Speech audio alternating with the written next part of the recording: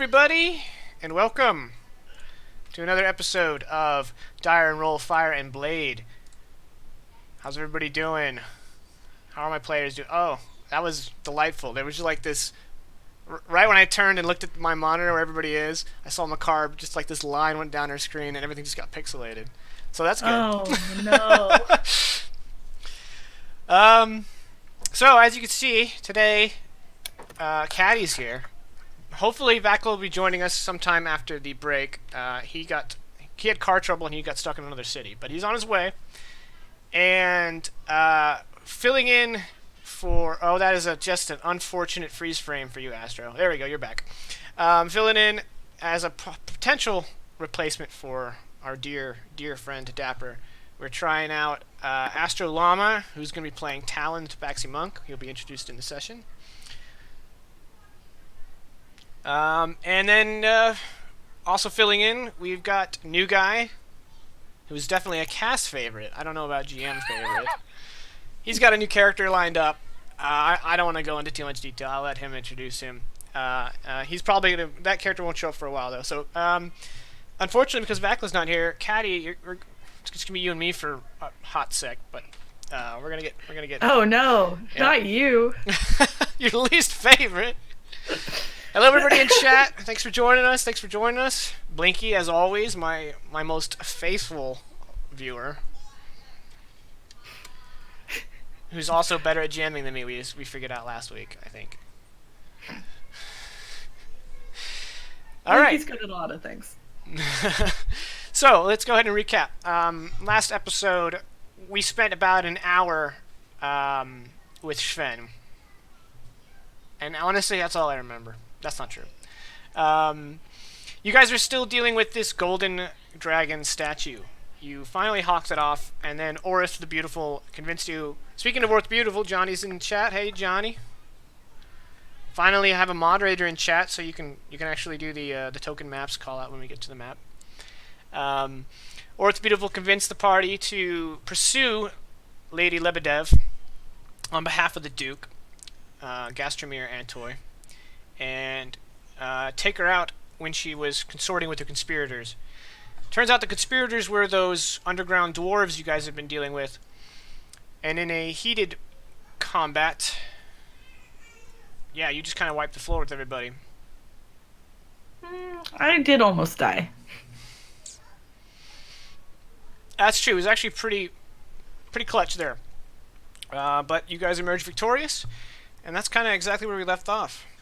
And Sven ran away. Yeah, he did not help fight. Perhaps he'll come again some other day.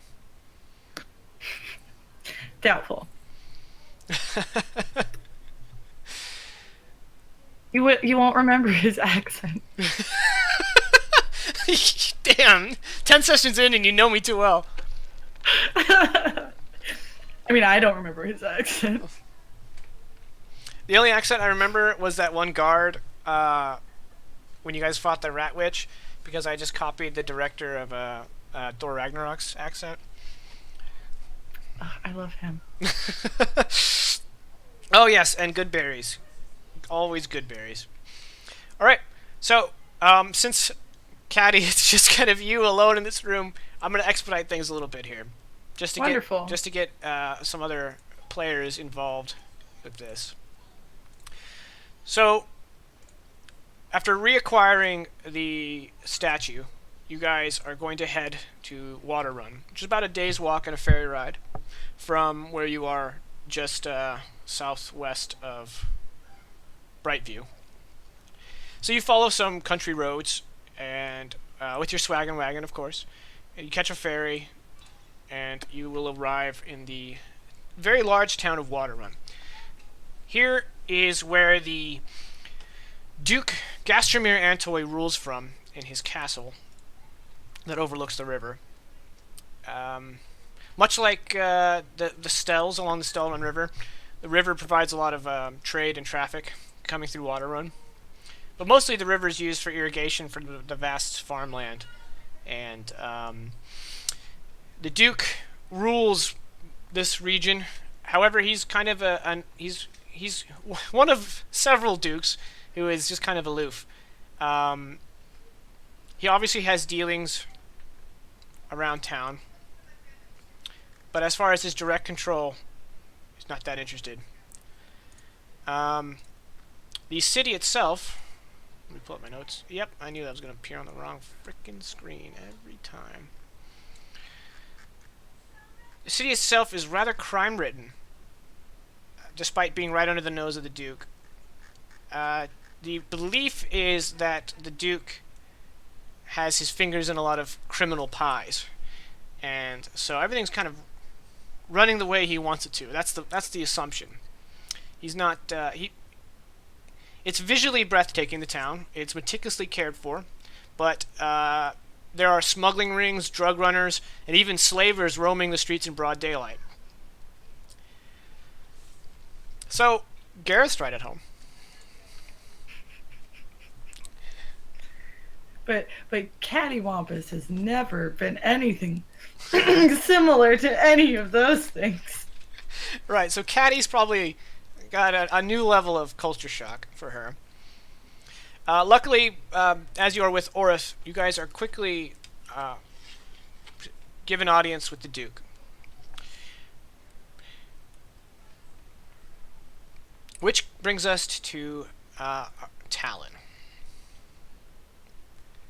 Talon, your order, you'll forgive me, I don't quite remember the exact name right off the top of my head, has sent you to Wymeria, and you've joined the Grey Banner. You find yourself roaming around the farmland, not really accomplishing your goals here in Wymeria, and that brought you under the attention of the Duke. He has paid a curious fascination towards your specific brand of magic. And because of this, he's kind of been giving you jobs. And you're not sure, but it seems like he's purposely testing your abilities. You may have let slip that you were, catching on to his motives. And now he seems keen to kind of cast you out of his service. You're waiting to hear. Well, actually, you've just received payment for your last job for him, when a group of adventurers, whose brooches you recognize as members of the Grey Banner, come marching into the kind of atrium that you are residing in, and a handful of armed servants are touting in this 4-foot-tall golden statue. Aside from the guards and maybe a butler or two, you adventurers are all in this room alone, and there's a moment of awkward silence. And because Gareth has basically been relegated to NPC, I'm going to go ahead and have him say, "So that's an upright cat."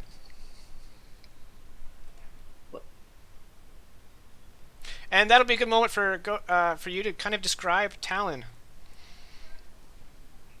Oh, you are muted.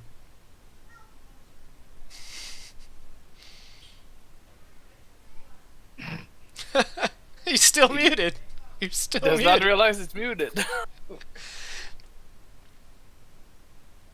Finally got a video working, and now it's still muted. All right. There it is. Nope, There it's it gone goes. again. Oh my gosh. And just like a normal cast member, we're having technical difficulties. Oh man, he already fits right in.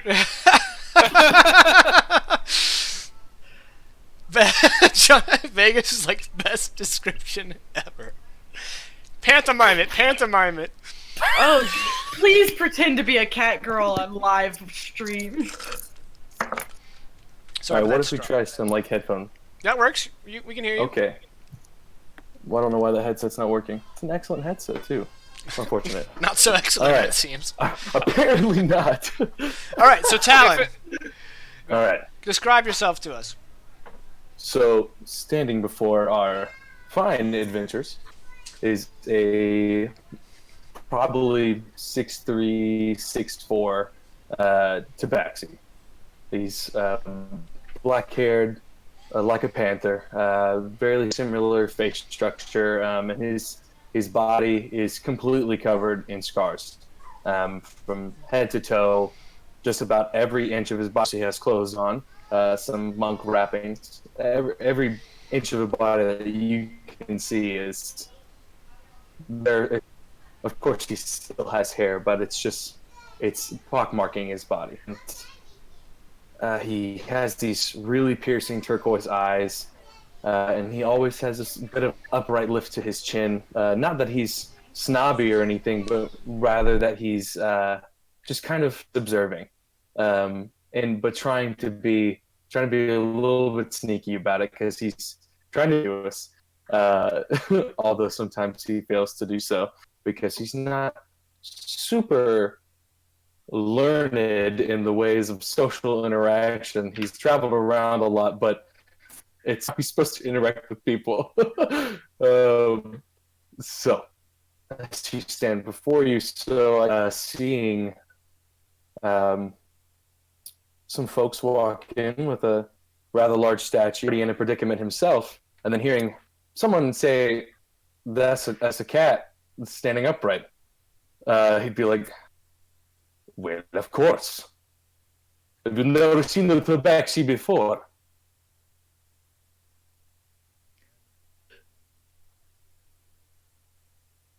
Now we can't hear Jakin. Nope, Jakin muted himself. I did mute myself because my son came upstairs.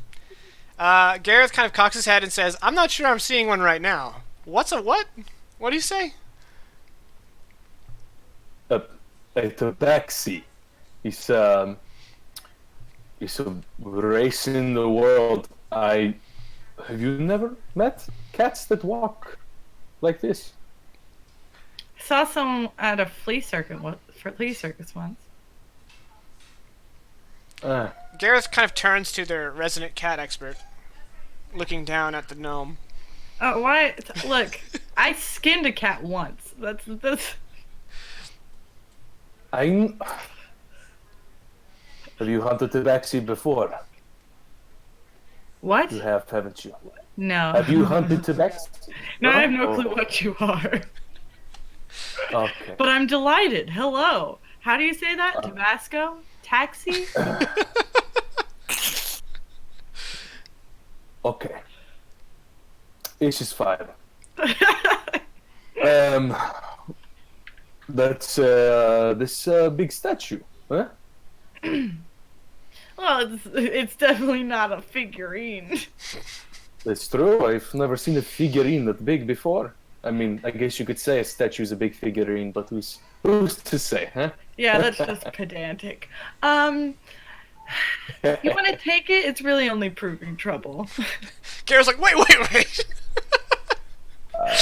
I'm so this has gotten boring. We've been on this for too many episodes, Gareth. Well, we're wrapping it up right now, all right? I can see page 48 coming up, and yeah, we need to get rid of it before page 48. We sold it once. I'd like to sell it a final time. And as you say that, these double doors at one end of the atrium kind of rush open, and there's kind of a blast of air. And standing in the doorway is this very refined-looking, middle-aged human. He's got jet black hair with a few white streaks in his beard. And he has a full beard, and he's wearing a kind of a crimson-red overcoat, black trousers, and red-accented leather boots. And he looks about the room with this kind of calculatory glance, one that Talon has grown used to. And eventually he flashes a toothy grin as he sets his eyes upon the statue. He turns to Orith and slaps him on the shoulder, and he's like, "You did good, my boy. You did good.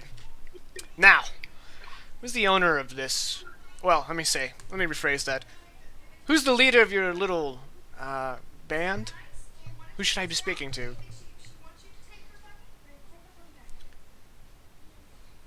Well, Gareth owns it. Actually, in point of fact, the coin that Lady Lebedev used to purchase it was my coin. So technically, I own it.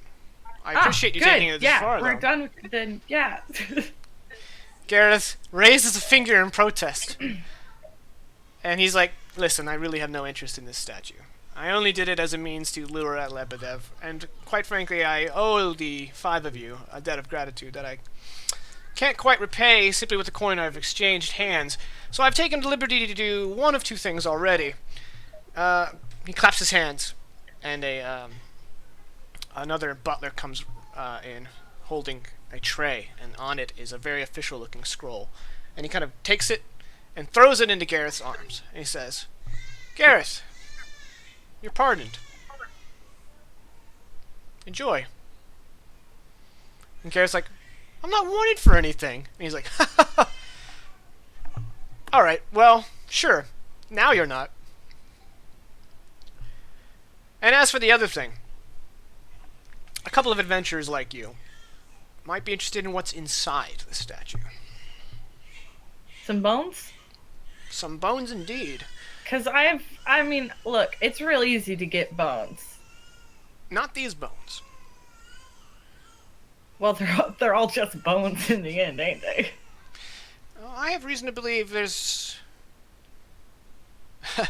a little prize along with the bones. So, how about you all have dinner with me? I will take this to my smelter. He'll smelt it down, we'll mint some coins, and the skeleton inside, whatever we can keep, will be yours. And anything on the skeleton.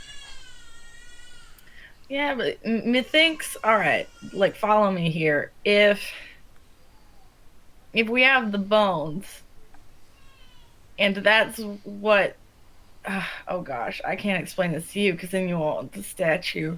It would look, this statue's been a lot of trouble, and I think holding on to any more of it's probably going to be more trouble. Well, it's more trouble than you might actually believe. These bones that you've been lugging around belong to a dwarven hero of some kind, long forgotten by most, but not by the dwarves I'm sure that you have come across.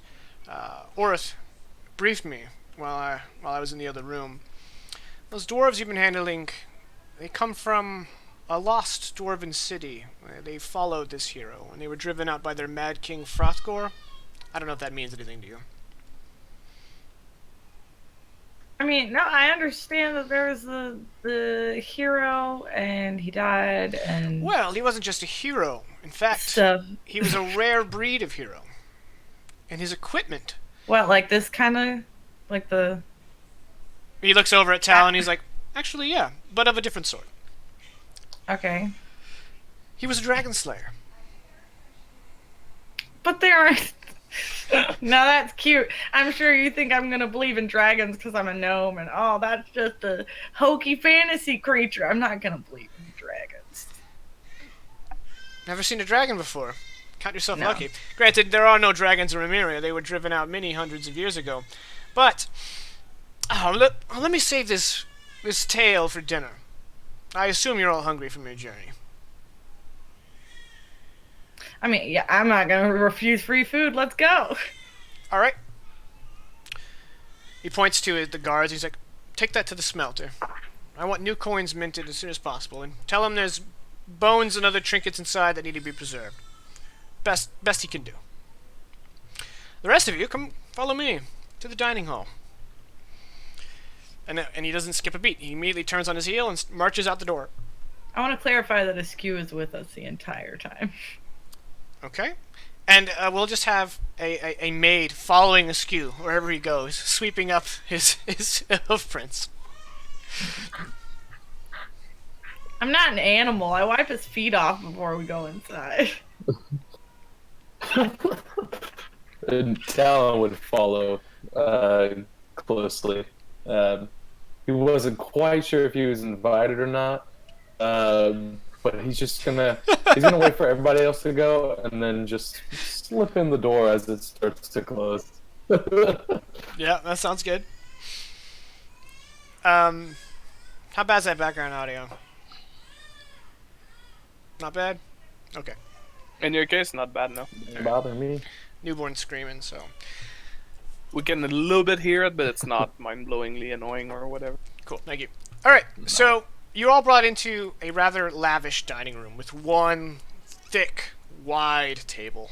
with red upholstered chairs lining it, enough seating for 20. Doesn't Gastromir Antoy, he doesn't stand on ceremony. He marches right up to the end of the table and sits down in his ornate chair. And he just kind of waves around for all of you to sit as from side doors, servants start to pour in with food on platters, and they start to arrange it. The cutlery and plates and all that are already arranged, and the food starts coming in even as you're sitting down. And one maid in particular is holding like a pitcher of red wine, and she immediately, as soon as Gastromir's tush hits the cushion, she fills his glass. Oh man, he seems kind of like obnoxious.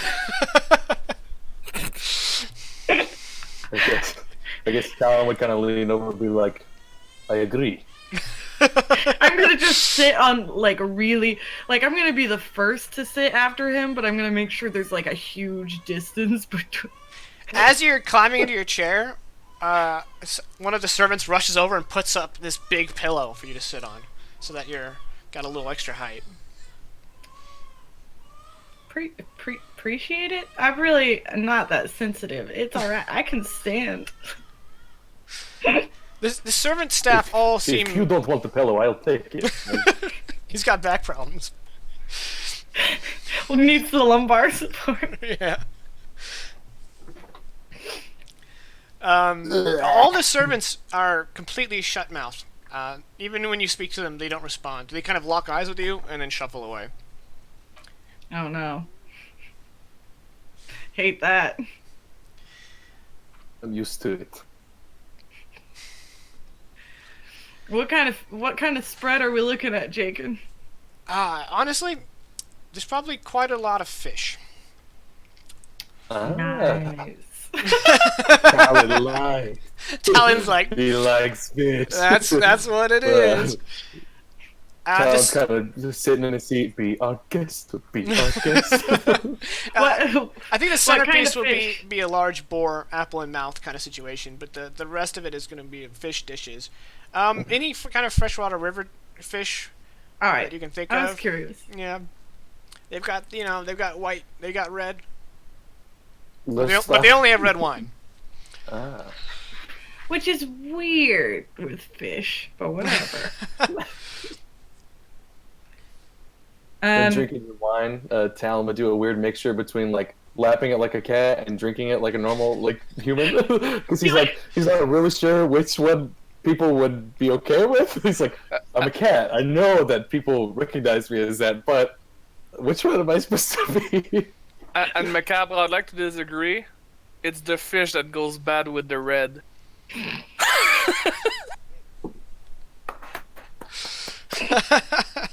Well said. Well said.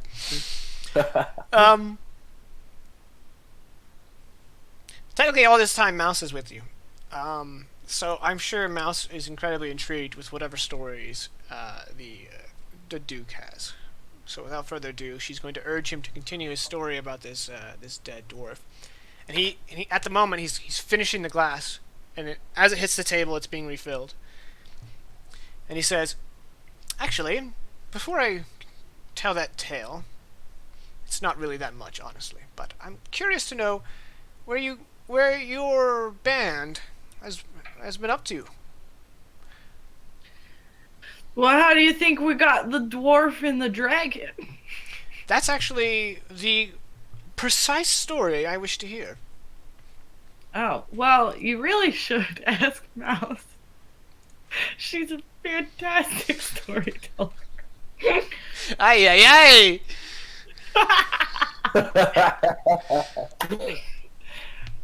Well, all right. Look, Do you want to paraphrase in the voice, speaking through Mouse? why? First of all, I'm not going to sound nearly as No. I interested. said paraphrase. You don't have to be in character. Yes, just that we were hired by by this academic. What is his name again? It's in your journal. I know. I'm going to it now. It's Boldum. Yeah, it was Boldum. Old Rune. Um, who requested that we assist him on a journey to the Watchful Peaks to try and discover the Wet City, which is a strange name. Anyway, we had to make our way there, had some really fun misadventures along the way, especially near Stelton and Stelberg. Eventually got to Hornbluff, I believe, where we sailed to the Watchful Peaks.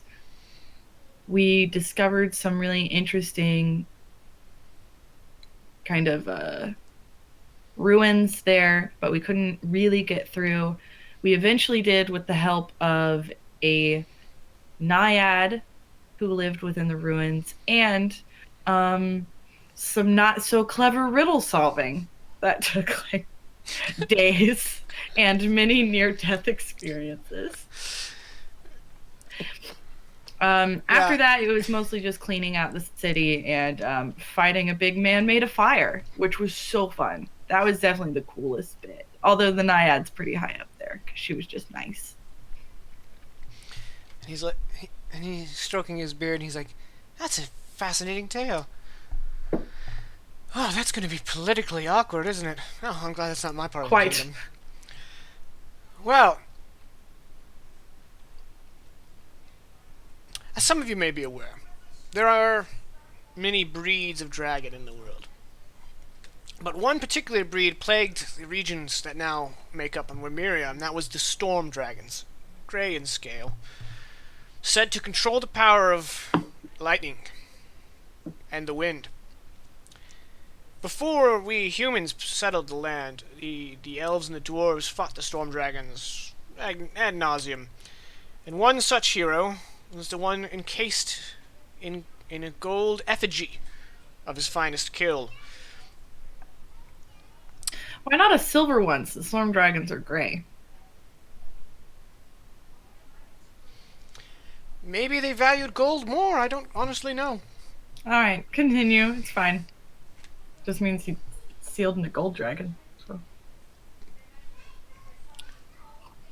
Maybe the dwarves are colorblind. I don't know. Yeah, that's fine. I mean, I don't expect you to have the answers. Talon would totally slap a paw on the table like, Regardless, there are rumors that I found in my studies that the elves and the dwarves of old were able to ward themselves from the storm dragon's lightning. And it is said that dwarven heroes, not only are they buried in effigies of their greatest conquests, but they're also buried with all of their equipment.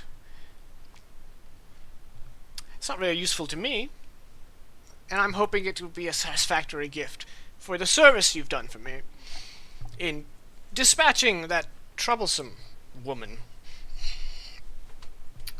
It seems like everyone's got a problem with this. I have yet to see her, like, be very difficult. Well, she was planning to assassinate me. Is that not... Yeah, but didn't you plan to assassinate her? Don't you think there's a little quid pro quo? Well, it was a reactionary assassination. I'm sure you understand. Did you do anything to her to make her want to assassinate you? reactionary assassination. Common terms.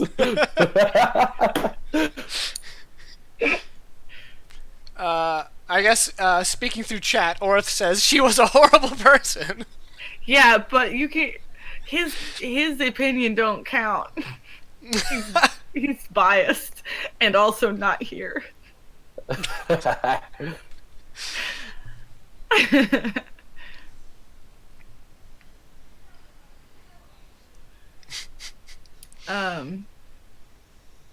Oh yeah.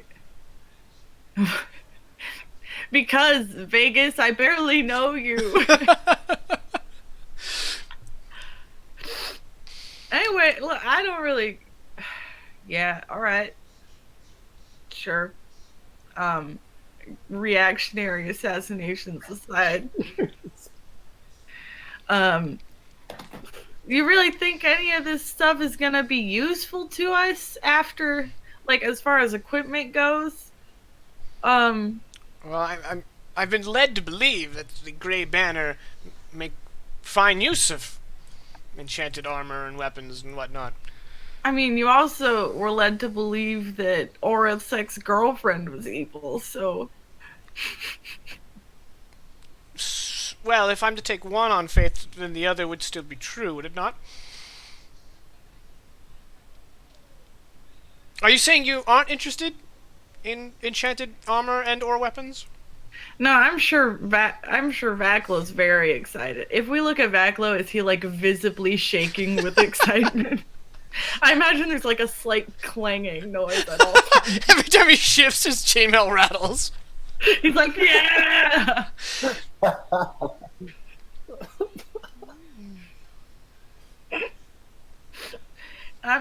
I'm sure, but I'm just worried it's kind of gonna be gross or outdated as far as ability is concerned.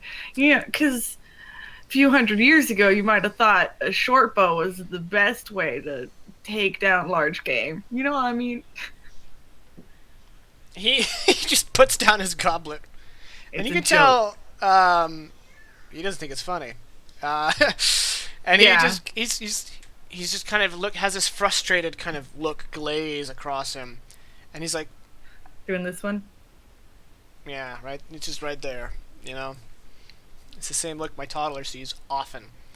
And he's like, I see you've at least crossed paths in my atrium with my man here, Talon.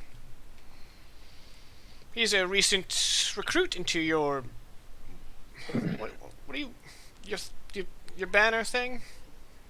The Banner? Grey Banner. Yeah. Yes.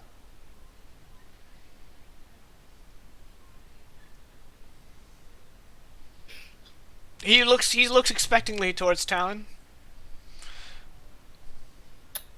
Man, a few words he is. Yeah. Well, I imagine it's difficult to speak Eastman when you've got a muzzle. I know I knew a lizard at one point who had a hard time with it.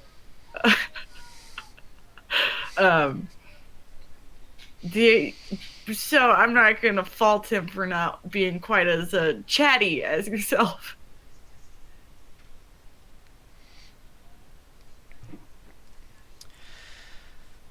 Talon is definitely just like looking around. You can tell that he's like, listen, this Duke guy, he's been helping me out, but I don't like.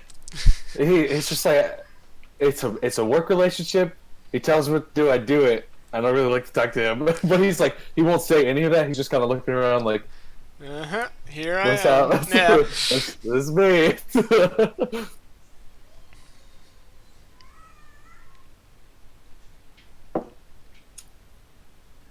Yes, I'm not a chatty catty. That's right. That's very good. Speaking of storm dragons, I heard an interesting legend, and seeing as you're all Grey Banner, and I've never asked Talon because he's new to the organization, but I've heard an interesting story that the last storm dragon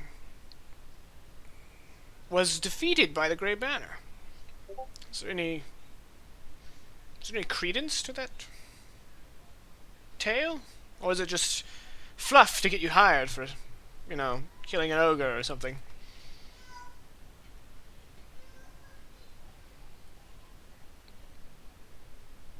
Caddy. What? Wait, what am I supposed to know about this? I don't know. I was watching Vegas in the chat. He's in the chat. He's not here today. You're not here today, know. Vegas. Go away, Vegas. No, don't go away. Apparently, Jacob needs you or something. No, I don't. Excuse me. You were all like, "Oh look, a moderator's in the chat to do maps and tokens. How nice." I've got 3 moderators. It's not my You fault. One of them had a baby. You vocally supported the fact that Vegas was attendant. In chat, but not in game. Anyway, Damn it, Caddy.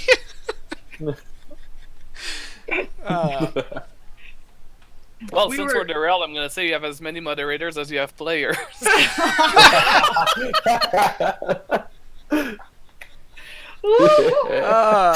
And I seem to be losing both. Great.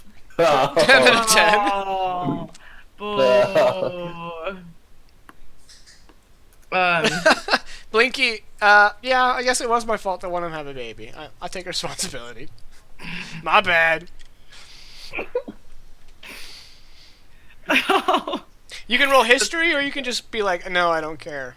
It's up to you. Yeah, no, I'll roll history because I feel like Caddy joined the Grey Banner and was interested in joining the Grey Banner and actively involved with someone who cared a lot about the Grey Banner. So it would make sense for me to have heard something about this before. What? But I didn't. Sure didn't. So you Blink know, stares all across the table. my half orc companion, Krund, also non-canon half orc boyfriend, was Is that headcanon? non-canon. Yeah, because remember we made a lot of jokes at first. Anyway, that was fun. That wasn't streamed, so the audience has no idea what you're talking about. Anyway, the reason I joined Great Banner and the person I traveled with who was in the Great Banner really enjoyed the banner but did not tell me that particular story. So I'm actually totally at a loss for what you mean, sir. Well, that's unfortunate. I've killed a few gray kobolds in my time, but Yes, they are actually rather troublesome across my domain. I'm glad you killed Really? some. it takes Well, like one arrow. they come in numbers, but fortunately they aren't very well organized. Yeah. They're also really susceptible to mocking. I'll take your word for it. I've never tried to mock a kobold. Then again, I've never actually seen one myself. Wait, alright, wait, I need to back up. Let's rewind, sir. Because you were just like, oh, it's good for you that you've never seen a dragon, implying that you have. And then you're like, huh, never seen a kobold, which is like way more common than the dragons. Which have You have me there, small woman. Well, at least you didn't call me a child. And Caddy's gonna like take a really big bite of food right after that.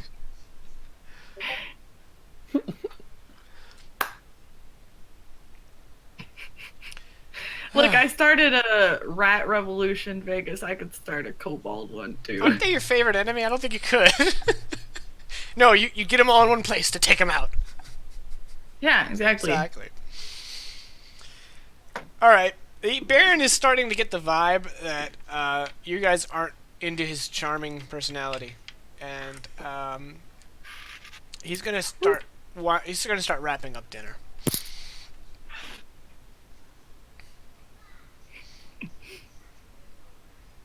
Let's all watch what Astra's doing. Seems Running around in a dimly lit room. Yeah, he's bending over. I think he's doing yoga. I guess does this count as like new guy hazing? No, Don't worry about me. no, he'd be aware if we were hazing him. That's true. He'll have to watch the tape. All right, so dinner comes to a close, and he says, "You're welcome to wait in the courtyard for the smither to be finished. I'm told it's going to be a good night.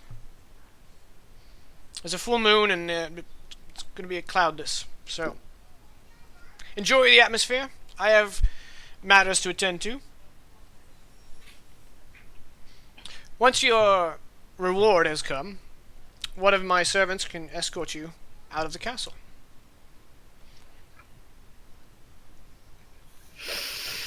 And so Yeah, Sure. A pair of his guards escort you through the castle to this to the courtyard, and since his castle rests on the cliffside of the overlooking the river, this courtyard is exposed, kind of, he's up against this cliff. It's fenced off and all that. It's got a stone barrier around it to make sure nobody falls and dies. But it's this nice kind of little glen. Obviously, the entire town of Waterrun is like meticulously beautified, and this courtyard is absolutely no exception. In fact, it's probably the model. It is a very lush, gorgeous, well-arranged kind of little garden with rose bushes. And you notice that, kind of going with the motif that Antoy is so fond of, there's red pretty much everywhere there can be. The red appeals to Talon. It's one of the reasons to stay. Can Talon see red?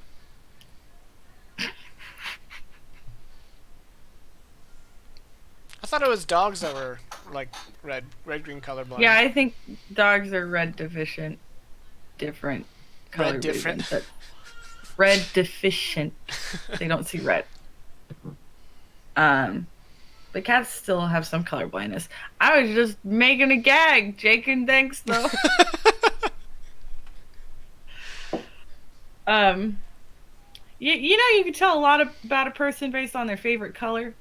Is that so? Yeah. You Is know, this like in character? Hang on. No, this is in character. Oh, Caddy okay. says this. It's hard to tell. Blinky says cats cannot see red. All right, Well, well, listen, I am a cat that can walk.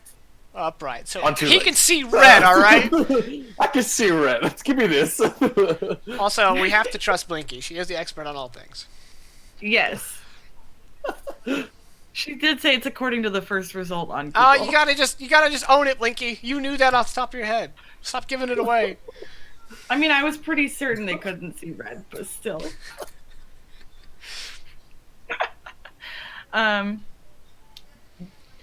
Yeah, in character. You know, you can tell a lot about people based on their favorite color.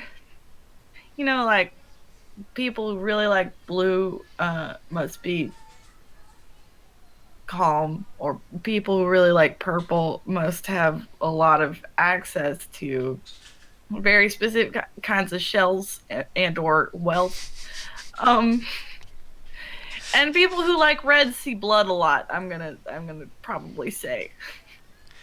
So one of It's the probably characters gathered no around you is gonna be like, I don't think that's accurate. But Talon was about to say something. Well, seeing that it's my favorite color is red, blood is not. You could say it's almost appealing. Although that may sound weird when saying that in situations when talking and not fighting, but never mind. Talon, you don't seem like you're much good at situations that involve talking and not fighting. Just off the top of my head. He kind of just like slightly like puts out his claws and scratches his neck. He's like, "Is it really that obvious?" I mean, as someone who's clearly very good at social situations. Yes, I can see. No, that was called humor. But you could try it. But I'll give you that one.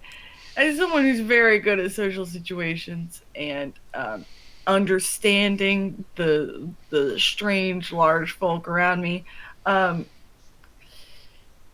would say I'm very good at interpreting whether or not other people are very good at social situations, what with my razor sharp wit and charm. I'm just so wise.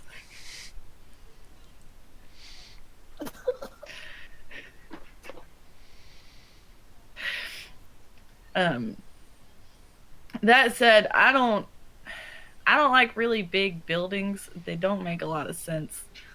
It's hard to do much sneaking around, and people are always paying attention to askew, which gets a little awkward. So the sooner we can get out of here, the better. I have a question for our cat man, Talon. How did you get here? Oh, well, you know, you, I come from a place very far away, obviously by the fact that I'm a standing cat, which is apparently not super common here. I see brothers of mine who don't know how to speak. It's weird. But in a very No, they can small... talk. Ah, really? Well, they've Yeah. never talked to me. Maybe I'm a scary big man.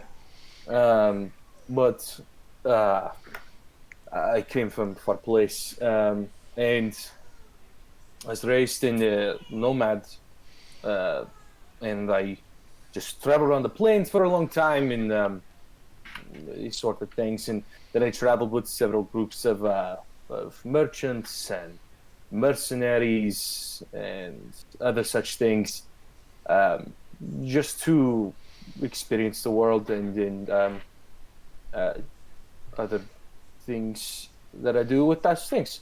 But I've seen a lot of combat, uh, so and naturally, I mean, I've been trained by my tribe, and I mean, I just ended up here naturally because of my abilities, and it now I serve this um, interesting man who is not my favorite person. But he gives me money, and that's okay for now. And there are plenty of things to do here since I'm new, and I don't know that much, but I know some, and I've heard things about this place. So I'm hoping to explore more. That's why I joined the Grey Banner, actually, Hey, which me I now too. find. Well, really Yeah. excellent. Um, so I'm just wandering person. Ended up here um, for personal reasons and other such things. Don't feel comfortable sharing right now. Don't really know you that well, but I hope that we will acquire a better relationship as we hopefully travel together, since we appear to be a part of the same group. So, Yeah, I but don't all you really need to know know. is traveler ended up here. Yeah. I mean, I was also kind of a wandering, not a familial issue. Like I'm not my family didn't travel and I wasn't part of some big community that's wandering everywhere. But I like novel things and experiences. I get bored very easily. So, I don't know if you could tell that. But because of that, I I like to try to move around, and I was doing some of that moving and grooving when I met someone from the Grey Banner who was also like, "Hey, you want to go a whole bunch of places and meet all sorts of strange people, like cats that walk on two legs and incredibly wise Uh, lizards who know magic?" And I was so on board with that, and I have met those things now and more. Clearly, not many people have met me, but we're gonna fix that over time, I think. That's an Uh, admirable goal. and I've tried a whole lot of food, which is really nice. Made made a lot of different kinds of stew. Traded swamp recipes. It's been good. You So miss the you enjoy food, yeah? marshes. Yeah, I can't actually eat that much because of on account of my size. But what I Uh, do, I thoroughly enjoy. uh, do you make anything with fish? Yeah, and insects and animals and lots of plants. Everything. Yeah. Garrett's kind of Everything. like Okay. puts his hand so that Caddy can't see, and he goes, Ah. Look, only a little bit of that. Look, humans taste not great. All right, just throwing that out there. But they Oh. are a source of sustenance in times of need. And I don't like things going to waste. You know, like pickle your chicken feet, Eat people that you kill. I cannot say I've done the same, but Common wisdom. I am no place to judge. You know, when you were pitching this character to me, Caddy, not once did you mention cannibal. Yeah, that kind of evolved. that kind of grew from the character. You were like, all right, she'll be a plucky and charming little gnome. Now she's like, I only eat people every now and then. She's like, meat's meat.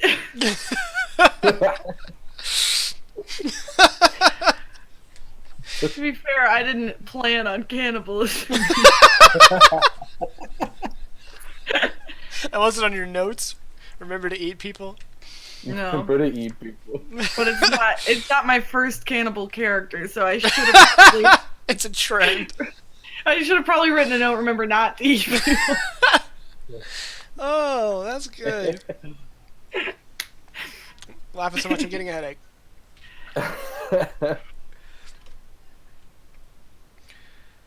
I'm legitimately lightheaded. Thank you, Caddy. You're welcome. I'm glad I can bring some joy to Let your me drink some olive oil. sleepless life. Actually, I had great sleep last night because the toddler spent the night with my parents. So Ah, and the baby sleeps in. yeah, she slept for 5.5 hours last night. Hey. I wish I'd slept that long. I don't even sleep that long. I did. It was wonderful.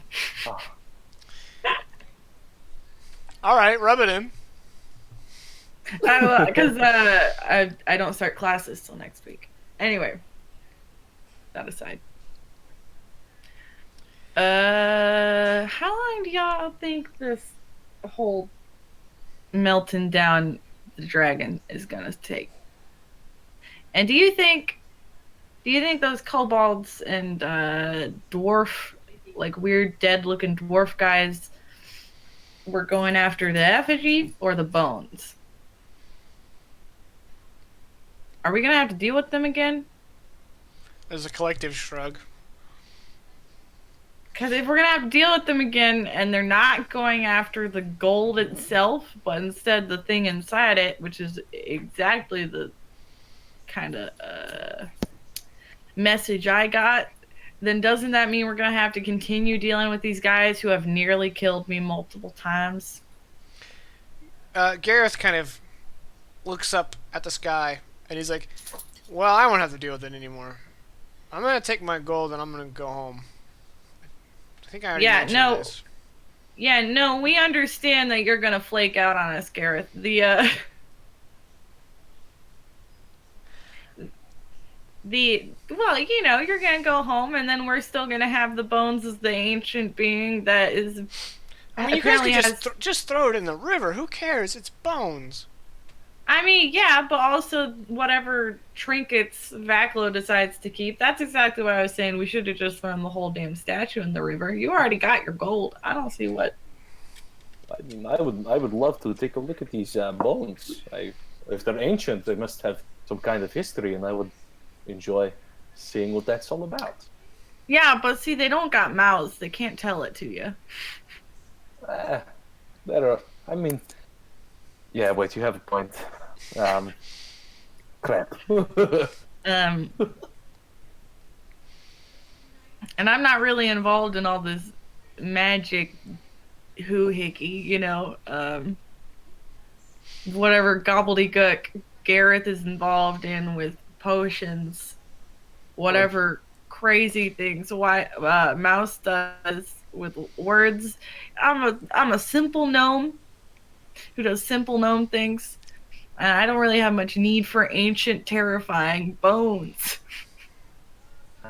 Well, you said what'd you say? Gobbledygook? Gobbledygook, yeah.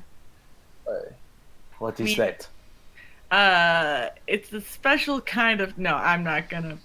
Gobbledygook was her neighbor in Gnomeville. It's not called Gnomeville. It was in the Recluse. Thank you. You named it, and Maybe, maybe it's still It's- Millville. It's a colloquial name. Anyway, like a lot of small towns in Poland have lots of names. Anyway, Exactly. You understand. I'm not gonna pull your tail on this one. It's gobbledygook just means nonsense. It's an old gnomish word. Well, I hope you don't pull my tail. That doesn't sound very fun for me. But okay, nonsense. Okay. Yes. So all his nonsense with he finds like powders and mind altering substances. Then he Well, mixes hey, them up. could you not tell every bystander we meet about my alchemical practices? Patent pending and all that. What's a patent? Never mind, Caddy. All right. Oh, wait. That reminds me. And Caddy's gonna remove the random vial she stole from Gareth from her bag and hand it over to him. He gives you an impressed look before he stows it away. Don't be too like astounded. You were dead asleep. And passed out on whatever it was you were taking, so it's not very difficult. But there you go. I think that's the only one I've got, so. I failed that other time. You were aware enough for that. All right. Eventually, a servant followed by a man who you can assume is a smelter. He's got a big, thick leather overall, and he's covered in soot, and he's sweating, and he's carrying this kind of parcel in his arms. It's rather wide and thick, and it's covered in a burlap tarp. And he's like, well, the Lord didn't tell me exactly what you were hoping to get, but the bones all melted during the process. In fact, pretty much everything melted except for this. And he just kind of holds it out. In fact, it was remarkably unscathed. I've never seen anything like it. Obviously ancient dwarven craft. I'd love to learn how to make it myself, but it's far beyond my skill. It is a bit There's really small. great. Sorry, I was gonna say there's a really good ghost who could probably teach you the watchful feats, but I think she's passed. Continue. Oh no, I'm pretty much done. Here you go. And he stretches his arms as long as they can go, still holding the kind of burlap wrapped item. Is any? All right, sure, and I'll take it. All right. You take it and you kind of pull back the burlap, and inside is this shirt and trousers and bracers that all appear to be made out of the scales of a storm dragon.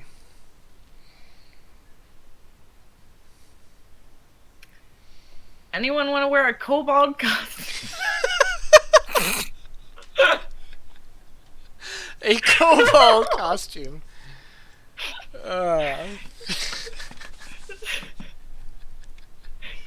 Automatically succeed disguise checks with kobolds.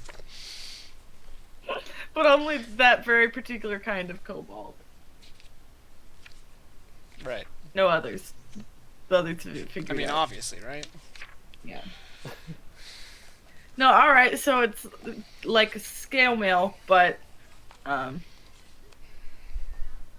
clearly actual scales. Right. Yeah. Which means they're heavy, like literally, not classification wise. Yes, they are literally heavy. Mm. Actually, classification-wise, let me go look that up.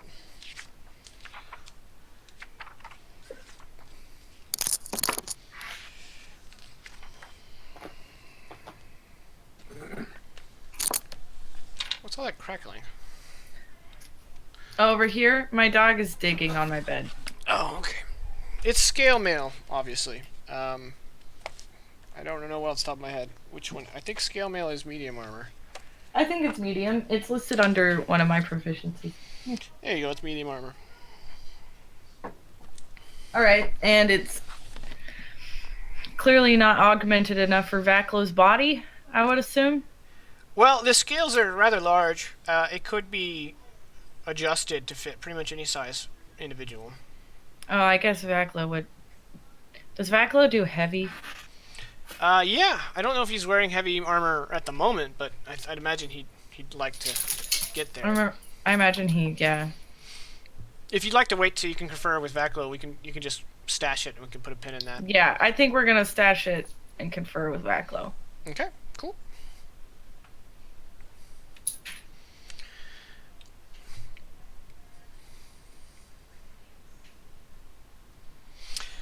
So, the Major Domo approaches Talon. Wait, Talon just got up, didn't he? Does look like it. Rip. Getting his laps So in. the Major Domo approaches you, Talon. And he says, on behalf of the Lord Duke, I've been told to extend his deepest appreciation for all that you've done with him. But at this time, he no longer requires your service.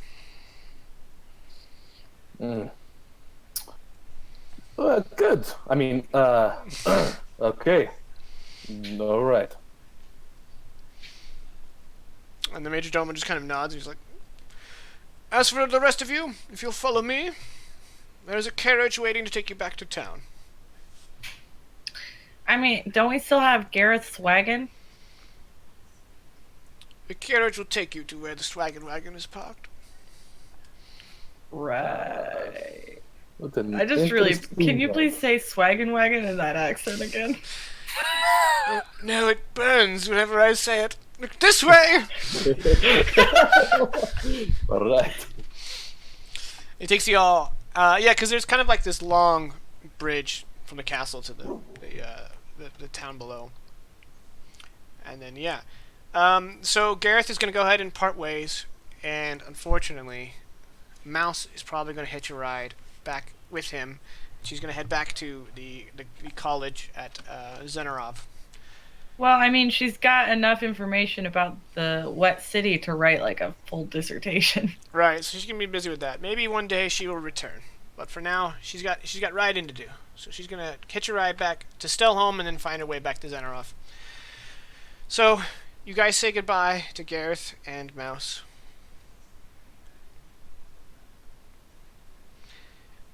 I'm gonna awkwardly pat Gareth on the shoulder like twice. Just like a...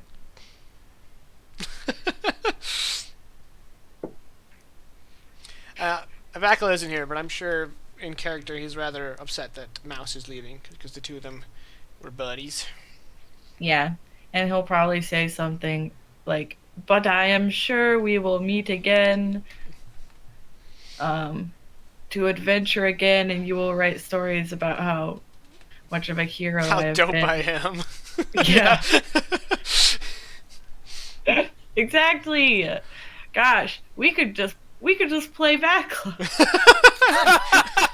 We don't even need Baron. We got it. Nailed it. Much like our very accurate in-character descriptions of Garrett. Rock solid. Rock solid. All right.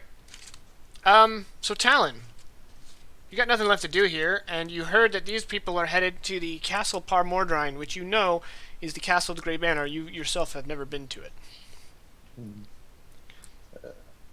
Well, do you, Caddy, is it, yeah? Are you looking it up?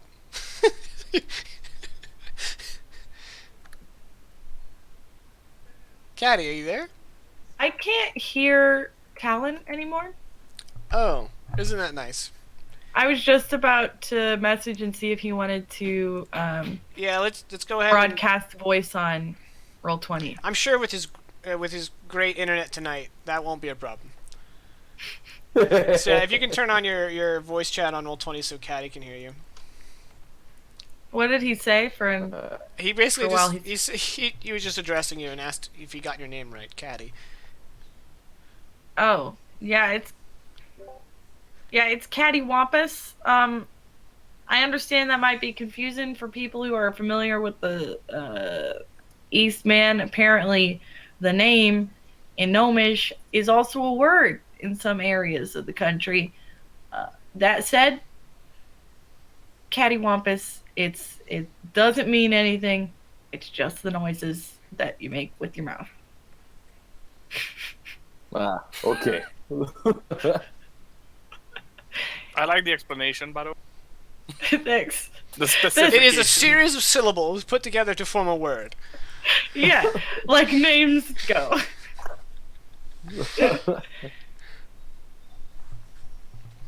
I don't know if it's working or not. No, is it? You can hear him? Can you hear my No. Discord at all? I can hear you in Discord, and I need you to keep talking. Yeah, on I Discord. can hear him. Are you That is so broadcasting in interesting. Roll20? Not yet. Okay. I'm gonna do a fun thing here. You think by now? Actually, Oh, is it on two different computers? yes. So hold on. Oh, good. Yeah. Give me a moment. All right. Nothing weird about that. He's just wearing two Nothing headsets. Nothing weird. You can't really tell. See if that's working. He could just go ahead and get his phone out and start a call, and then we'd be. That's right. Nobody. Hey! Can you hear me? all right, we're back on track. You think by now I would have made a technical difficulty screen, or something? Right? No, because then that Hopefully would it's break, not- and then I need a technical difficulties for the technical difficulty screen. All right, so we're all able to hear each other. Carry on. All right. So, Wonderful.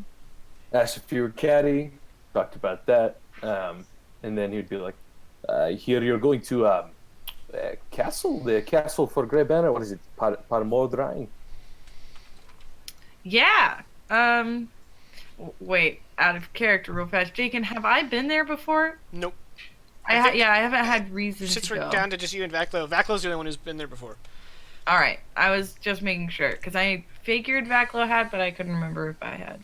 Anyway, yeah, I don't really know much about it. Apparently, it's kind of on the DL, which means down low. Okay. Meaning we should probably talk a little quieter about it. Talk quietly. You know, yes, because of the whole organization of violence thing, you don't really want to be targeted. We get kind of involved in sticky situations. It seems like, at least in my experience, we've made a lot of people angry. That said, Vaclo says it's a really nice place, and he enjoyed being there. But I would take what he says with a grain of salt. Vaclo seems to enjoy just about anything I don't. And since we're doing really well with him in character, he's like, okay. "Yeah, it's dope." He's like, it's absolutely lit, fam. God, I hate your generation. Right. Well, I hope, if you don't mind, can I travel with you guys? Well, since we are part of the same group, but obviously we didn't know until now, so that says something for the state of how this place works. Yeah, I don't really see why not. I've traveled with less favorable characters, as it were, but I'm not really the leader of this group or nothing. Kind of depends on the size, it seems like, in this one, where the largest talks the most. Obviously, Vaclo's okay with it. Yeah. Well, I as you've probably seen, I might not be the best in social interactions and situations. I'll do my I'm best gonna No, no, to no. All my social characters quit. It's fine. point out that if you think any of us are good at social situations, you're very wrong. Oh, Oh, Blinky. Sorry, it looks like my bot got a little overzealous. What did you do? well, Dang it, Zolbot, calm down. I can hope. Oh, well, at least you can talk better than I can around people that I don't know. I'm surprised that I've even opened up as much as I have to you. You just seem very easy to talk to. It's so weird that I'm even talking to you. I should stop talking. Um, uh, but it's been a while since I've had friends, and I don't know if I can call you that. I've just met you today, but certainly feels that way. So hopefully this will be a better companionship than past tribes and bands I've traveled with. Uh, You had a problem with those? yeah. Can't imagine why. I can't either. Caddy's gonna like turn and say something jokingly to his skew,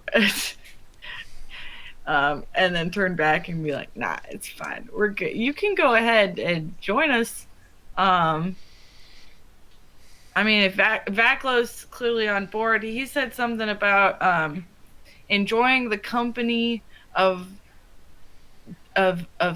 martial individuals. It was weird. Something about join the company of a martial and zealous member of the fellow Grey Banner, to which we all belong. It was strange and very what's a good word, like full of camaraderie, you know? He tends That's to a be big that word. way. he was excited to have you, Yes. and I don't mind. Okay, it's fine. Well, maybe I will be better. I don't know. At least I know I can fight, and I hope it will be of use. They never Yeah. get into fights. Well, I mean, with Mouse gone, I'm sure we'll get many more. Who knows? Maybe I'll be better at talking while being around people who actually want to hear me speak. So we'll see. Let's see what happens.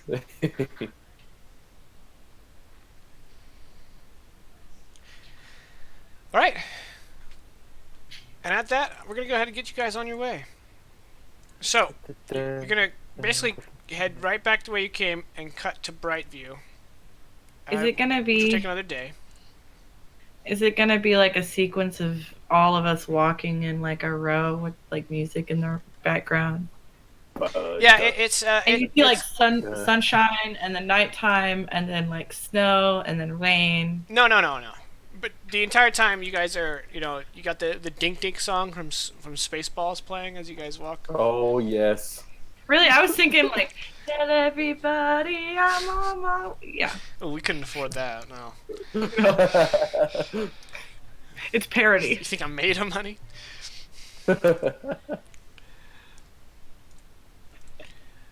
No, you've got children. Too real. Money. Not anymore. Not anymore. Plus, there's no return policy, which I found to be a little stressful. I kept the receipts. Yeah. Don't want to see those. That's for sure. You guys want to know how much of a dad I am? Whenever we're checking out, I always say that my toddler was on clearance. Oh my gosh. Yep. That's a pretty good one. Thank you. You really read the manual. Really read the manual. Ha! Manual. Ba-doom. Alright. So, you guys arrive in Brightview. It's the next day. You will arrive in the evening. So you decide to get an inn for the night. And upon arriving at the inn of choice, you come into the doors. And hunched over several empty tankards is this gigantic wall of meat. Mm. He's wearing I was clothes a person. made out of various skins, kind of haphazardly stitched together, and he's got a great axe on a loop up against his back. I'm a little jealous because I've only got a good axe. This is a great axe. You have a best axe? Damn! I thought. Oh, you know what? I already named an episode "Dad Jokes." I guess that's just our thing.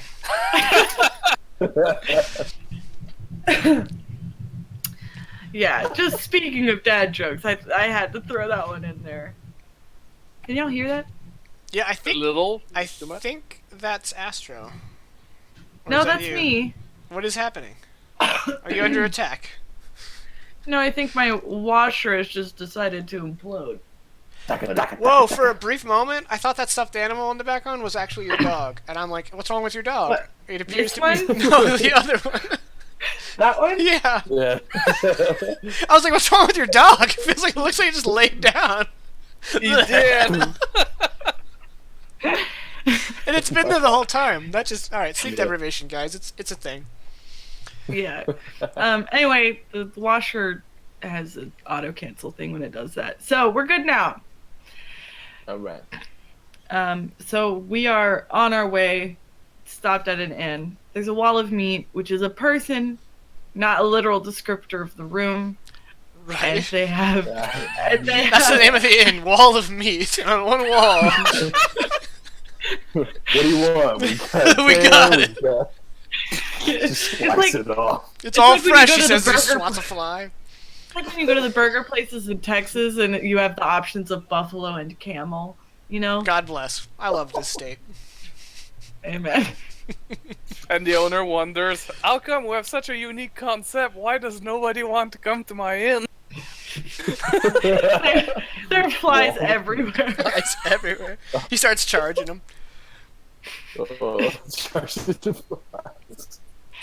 Um, All right. So you well, guys this have, person. you guys approach the counter to get There a we go. room, and Viral, you notice what appears to be a group of fellow Grey Banner. Do we recognize them? At this point, you're about 10 drinks in, which means you might be tipsy. You do not recognize him. Wait, meat. We are 10 drinks in? No, No, I he am. is. Oh, okay. I was confused. We do not recognize him as, like, he's not some of the Grey Banner we met before. Well, it depends. Are you looking over in his direction as you're waiting for the innkeeper to get the keys to your room? yeah, I mean- he's huge. Okay, Oh yeah, It's the no. wall of meat. Viral, where do you have your brooch?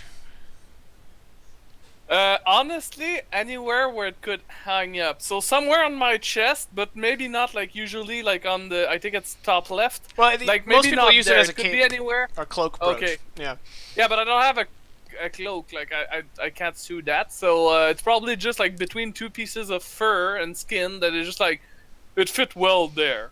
There you go. So you spot the glint of the symbol, which is a triangle and a castle inside of the triangle, made of a silver alloy, and you see that pin sort of holding together two different animals. I'd kind of. Brief commentary. Why is new guy always so poorly clothed? Hey, it's just it's his motif. I can't, you know. Well, he decided. He said, "I need you to guess." I'm like, "Sure, no problem." I'm like, "Who am I playing?" He's like, "Voral." I'm like, "Really? I'm gonna look like a savage." I mean, and because you didn't last time. side commentary, Voral, the version you have right now is the normal version. In the game where he's spawned from, where he ended up naked twice. The first time his clothes got digested, and the There we second go. time they got burned off. He's always naked. And He's like Kevin Costner. Nice. That's true. so, yeah. All right, I'm definitely staring hard at this strange creature. If you want to add any description, now's your time, new guy. Well, Vorald is a 6'9", 240 pounds half orc, who, just like our nice little friend Talon, has a lot of scars on himself, but it doesn't look scars made from battle. Obviously, this orc seems to like wildlife way too much, and they don't seem to like him back.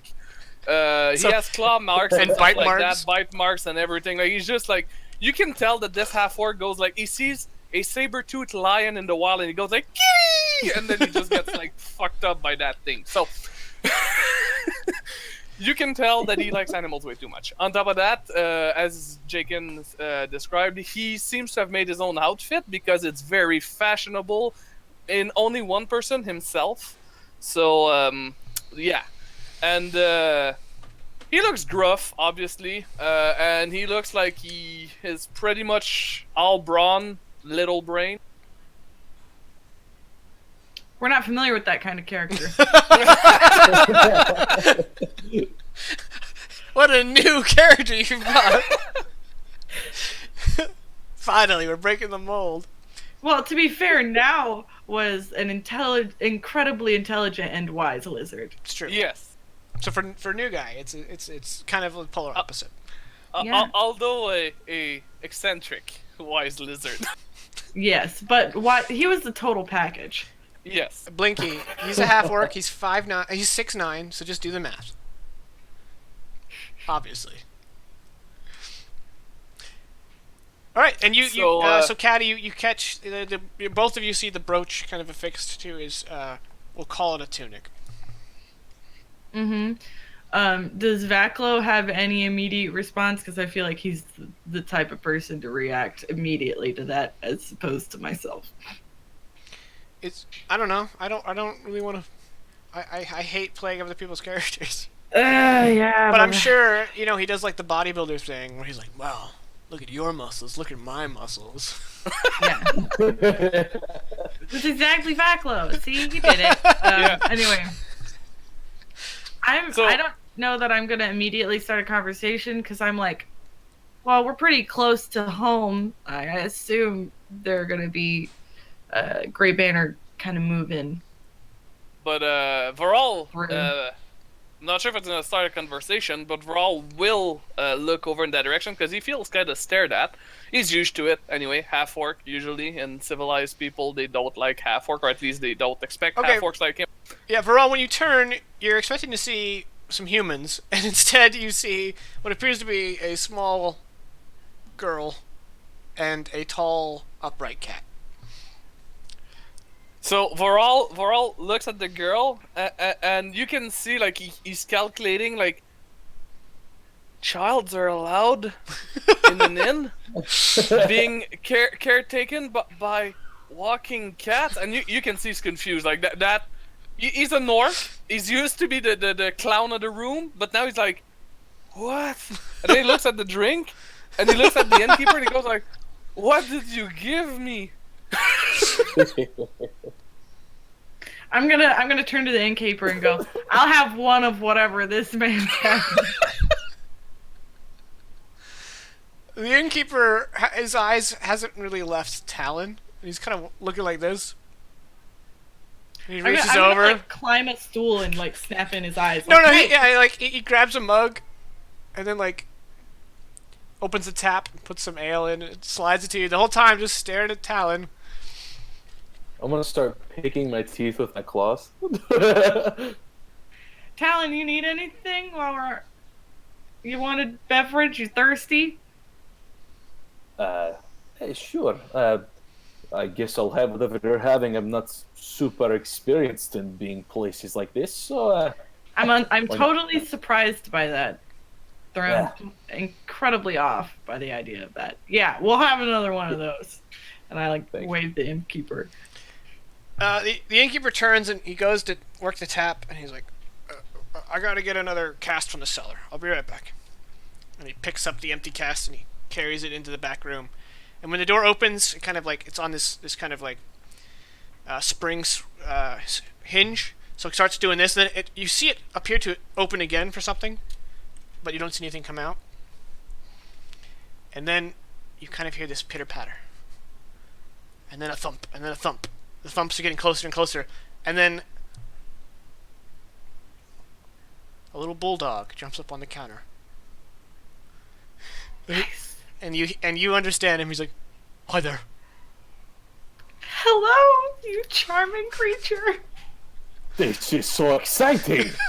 Oh, you don't understand him, Talon. Sorry. Oh. I'm just like, I'm looking at what I see that cat Oh is, yeah, like, yeah. obviously Yeah, talking to the bulldog. Oh yeah, I'm this not very tiny discreet. bulldog just kind of jumped up on the counter. For all is Cersei, guess- considering the fact that he's probably way more fucked up than you believe. So I guess Talon would look at Caddy and be like, what? All right, I'm gonna say hello to this bulldog. How you doing, buddy? Hey, long time no see. Last time I saw Yeah. you were in Stelholm. I know you were too. What you doing over here? Oh, I travel. He sits down on the counter. I'm sorry, I don't have any remaining animal bits in my bag right now. I felt it might be insensitive to carry any more cat. As you can see, I've got a new traveling companion, also a cat. He gets up and starts walking over and he starts sniffing him. Oh, Voral picks This up guy's on got what you issues. just said.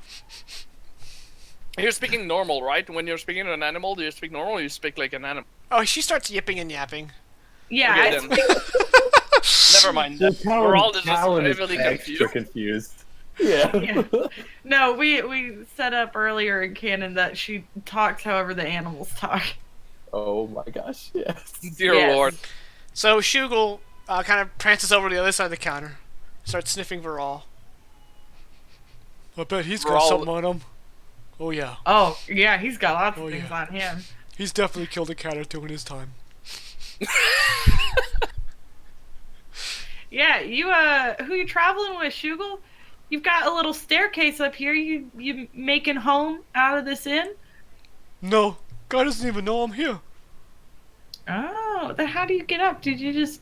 I'm gonna like peer over the bar to see. Yeah, you see like some crates up against the, something like you just hop up. So you've gotten better at being sneaky. I'm proud of you. I know that was Starts kind of a wagging his difficult little feat. stub tail. He's like, yeah, you taught me how to be sneaky. Aw, I know, because I'm really discreet. So I'm a really proud mentor right now, hearing that you've been. Wow, that's so good for you. You know, you should really join us to Par Mordrein. It'd be nice to be able to come back every once in a while and have a chat. Oh, okay. It kind of smells like the plot's going that direction. So, Yeah, no, I appreciate it. I also get the faint whiff that you've been kind of floundering here. But I think you're doing a pretty good job. Thanks. Yeah, I'm usually floundering. That's kind of the standard. But I appreciate it nonetheless. How did you end up here? Are you looking for anything? Like, Okay, well, you see, one day I started walking.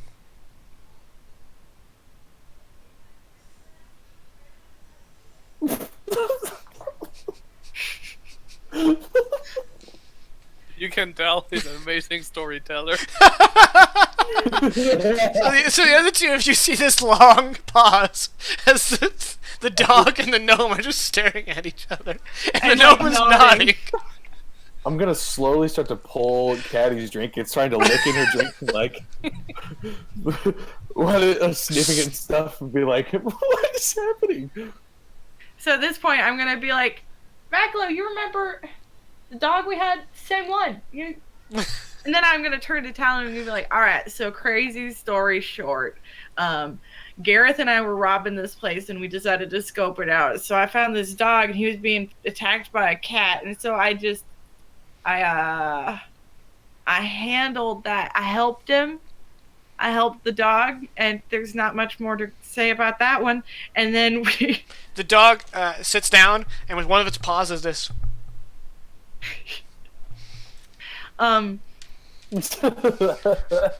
But Shugo, stop. That's insensitive. All right.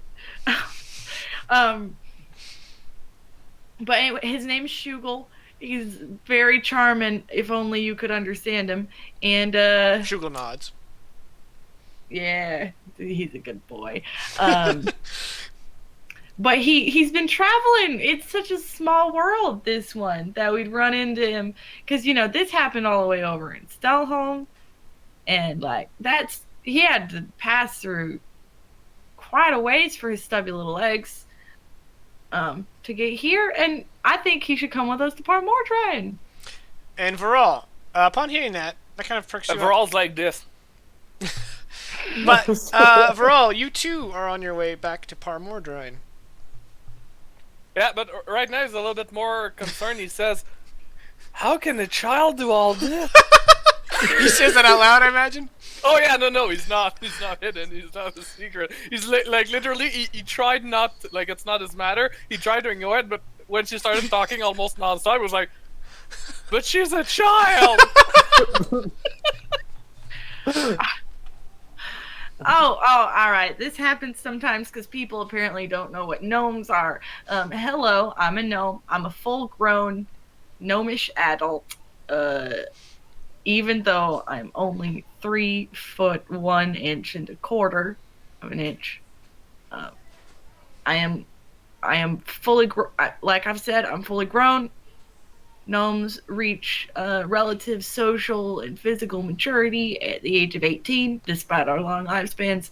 I am an adult woman gnome, despite my stature and my youthful looks, which I will retain for a good 100 years. I'm sorry. I had never met a gnome before. I didn't mean to insult. I'm a half-orc. I'm tall. I'm not sure if I'm done growing. And, yeah. No, I've hi. met one of you. I've met one of y'all before. So you are an especially interesting one. I'll tell you what. But you seem a little more laid back than the only one I've ever talked to. He was another half orc in the Grey Banner, which I see you're a member of. Yes. Do you know Krund? Jigen? Would Yeah, I? you know him. I would. You know pretty much everyone who frequents Par Mordrein. You kind of work around this area and head back to Par Mordrein often. Although, according to his character bio, he's relatively square for a half orc. He doesn't like drink or anything. Yes, Crunge does not like to drink. I nod and say, yes, I know him. I've most likely worked with him before, Jigen, yeah? Yep. Yeah, so I've worked with him before. Oh, nice. Yeah, well, he actually recruited me to the Grey Banner, so I'm familiar with the concept of a half-orc and how tall they can be.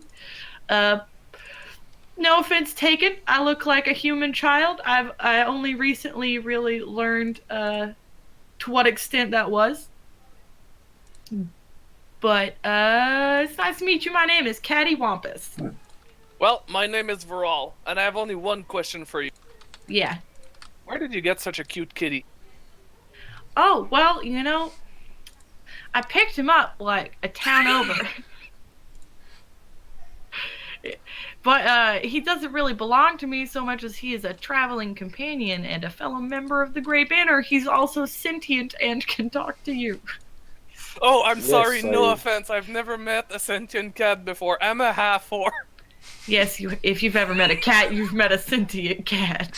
I have learned that people also often call me a cat. I have now discovered that is two things. I am not a cat. Well, I am a cat, but I'm big. I'm a big cat. It's very confusing for me to We're realize all that. looking at you like this.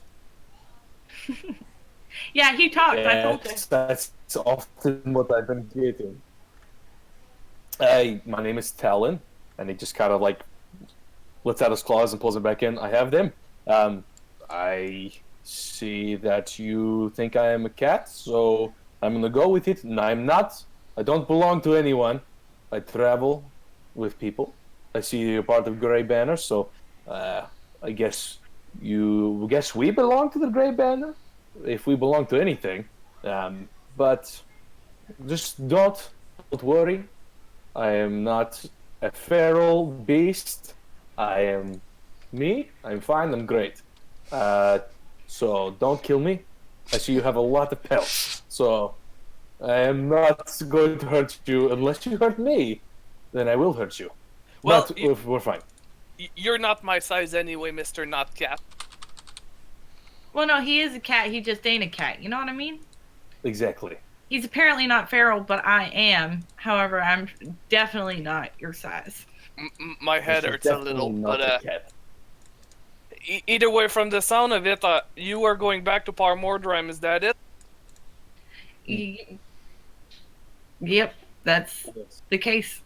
Well, I don't want to impose myself, but I'm done doing this little, getting rid of some pests out here, and I was wondering if I was heading back toward Par Mordrein, and I was wondering if you would like somebody else to just accompany you through the journey. One more person in the party can only make the road safer. You Oh. look very capable. You look very capable. Well, I don't know. Whenever you see someone with lots of scars, don't you kind of wonder if they are actually that capable? Although I guess they didn't die from them, so yeah, sure. You can Well, at least take a hit. Talon's looking all over his arms like, what does that Well, say about me? It's because, just so you don't mistake me, it's because these scars, they're scars of love. It's because when I go hunting for small games, I usually find some friends out in the wildlife. It just takes a little bit more time for them to become my friend. I immediately become their friend, but it takes a while for them to become my friend. You know what? You know what? I'm gonna just say, sounds like you and I are a lot alike. I don't care Well, for you're anything. smaller. Well, that is very true. But personality-wise, I think we could learn from each other, and I think you are immediately my friend. Oh, yay! I like making friends. Yeah, wonderful. That said, that means our traveling party's moved. It includes me, Vaclo, who's over here having a drink by himself. Don't mind him. He's a little emotionally distraught. A good friend of ours who's a member of the Great Banner decided to return to college, so he's playing something called Dragon Chess completely by himself. I don't understand the mechanics at all, but he's been turning this board back and forth for like hours. So give him his space. He'll come around when he feels like it. Other than that, we've got Askew, the boar. He's not super personable, but he's a hard, diligent worker and excellent in combat. Shugel, who is not great at combat, but he's very sneaky and he's a lovely conversation partner. We've got Talon, who I don't know and have nothing nice or bad to say about, and then you. So that sounds like a very safe party in my book. And I would say I'm glad you presented me your pig, boar. I think it's a boar. Yes, yeah. Because I thought it was your dinner at first. No, Confused me at first too. Tell him it confused me. oh yeah. Don't worry. I got it. It confused Shugel at first too. He was a little disarmed when he first met Askew. Well, Technically, dogs don't have arms. Tell him I don't have arms. Well, I mean, technically, you do have arms. You just use them like legs, don't you? Well, I'm gonna have to think about that. Yeah. Disarmed means robbed you of your weapons. Oh, I don't have any weapons. In this case, my thumbs don't weapons work. would have been the weapons would have been your wits. Yeah. I am quite witty. Yeah. Askew is not dinner. We do. He doesn't always, but I do still eat pork. Excuse me, like get startled, like Just just kind of settles down. You know, because they're already dead. And you're not gonna let good food go to waste. Other than that, yeah. What kind of fighter are you? Because I feel like we've got range pretty covered. I'm very good. Where do you fit in the party dynamic here? Well, he thinks about his own weapons. That I got javelins to throw, but I'm not that much accurate with them. Plus, honestly, I'm more the type of I charge in and I hit whatever's in front of me. Oh, we love those. Yeah, you're allowed. Oh, Nice.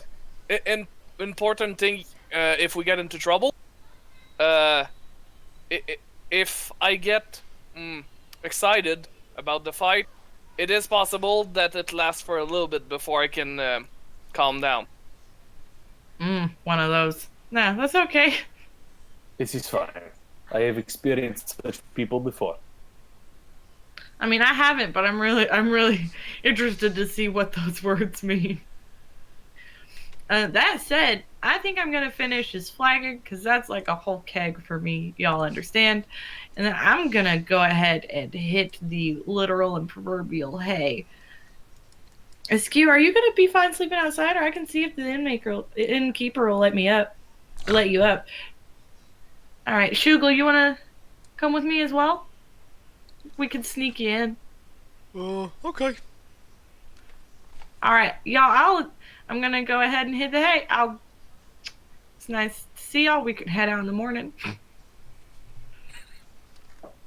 And Varol kind of I guess. just waves politely to you as you step away.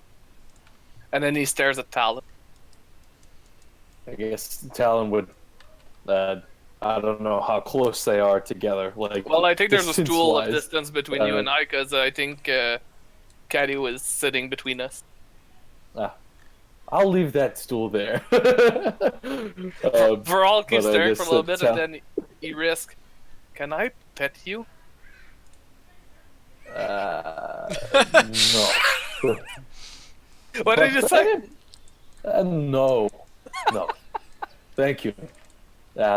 I guess, is that what I'm supposed to say? I'm not sure.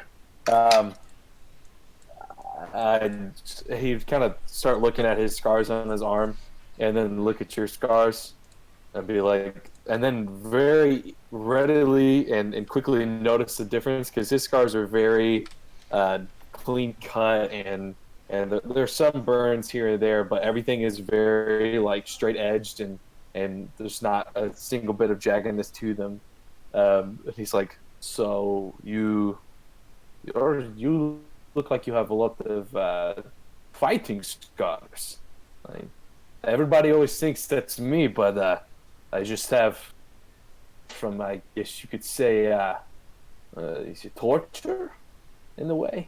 You ever experienced that before? Torture? No. But these are not really fighting scars. Okay, sure. Before I made friends, they seemed a little bit angry. So, to an extent, we could say they were fighting me. But eventually, they learned the error of their way. Okay, I see. That's fair. That's fair.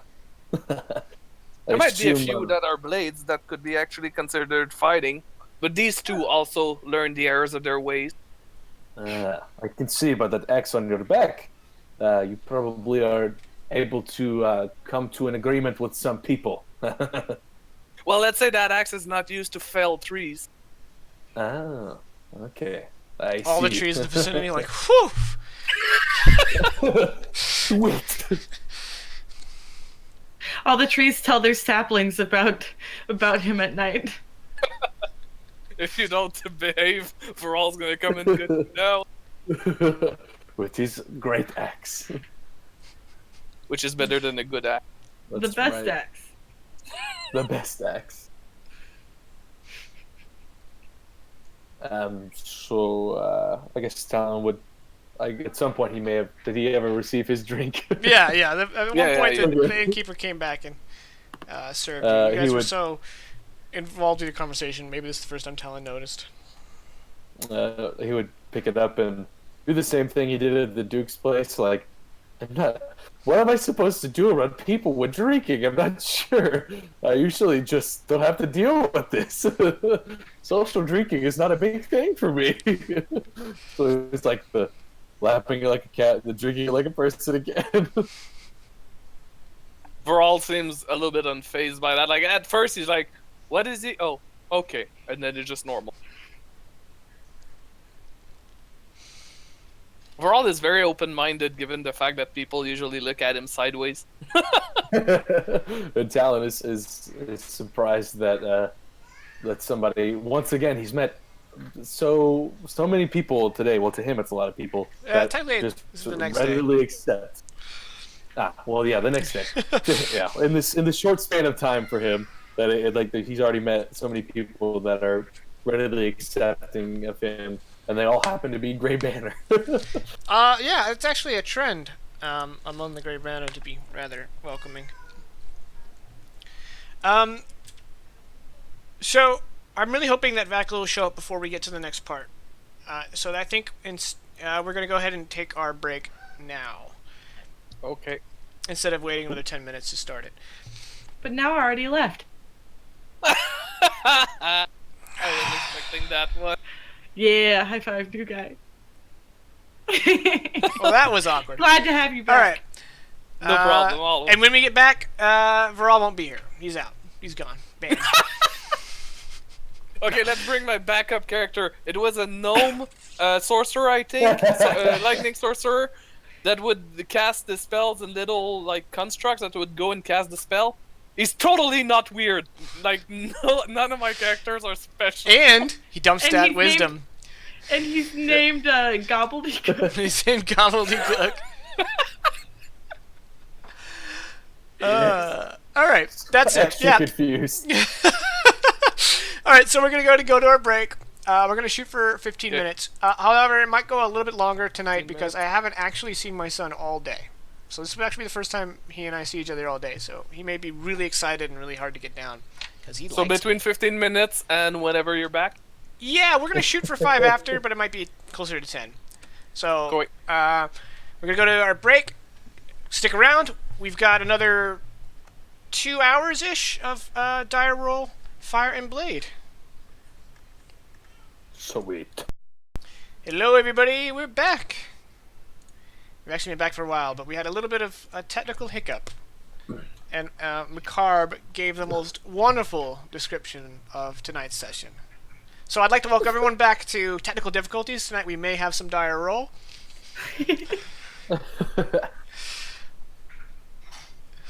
All right. And unfortunately, Vaklo is still on his way home. So we're just going to press on without him. Vaklo, when you're seeing this in the backlog, we tried, bud. We tried. All right. So you guys all went back to your. I believe it was established. Correct me if I'm wrong. Vaklo, you're tagging along. Not Vaklo. Viral.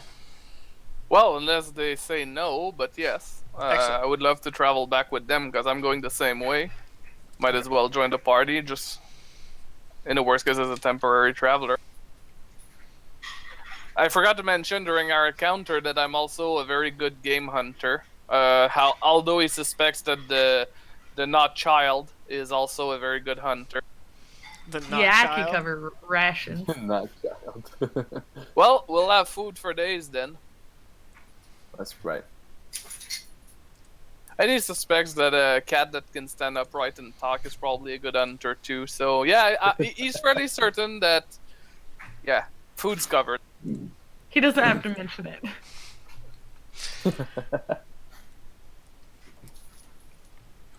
Excellent. All right. So you guys all turn in, and the next morning, you will all head out once more.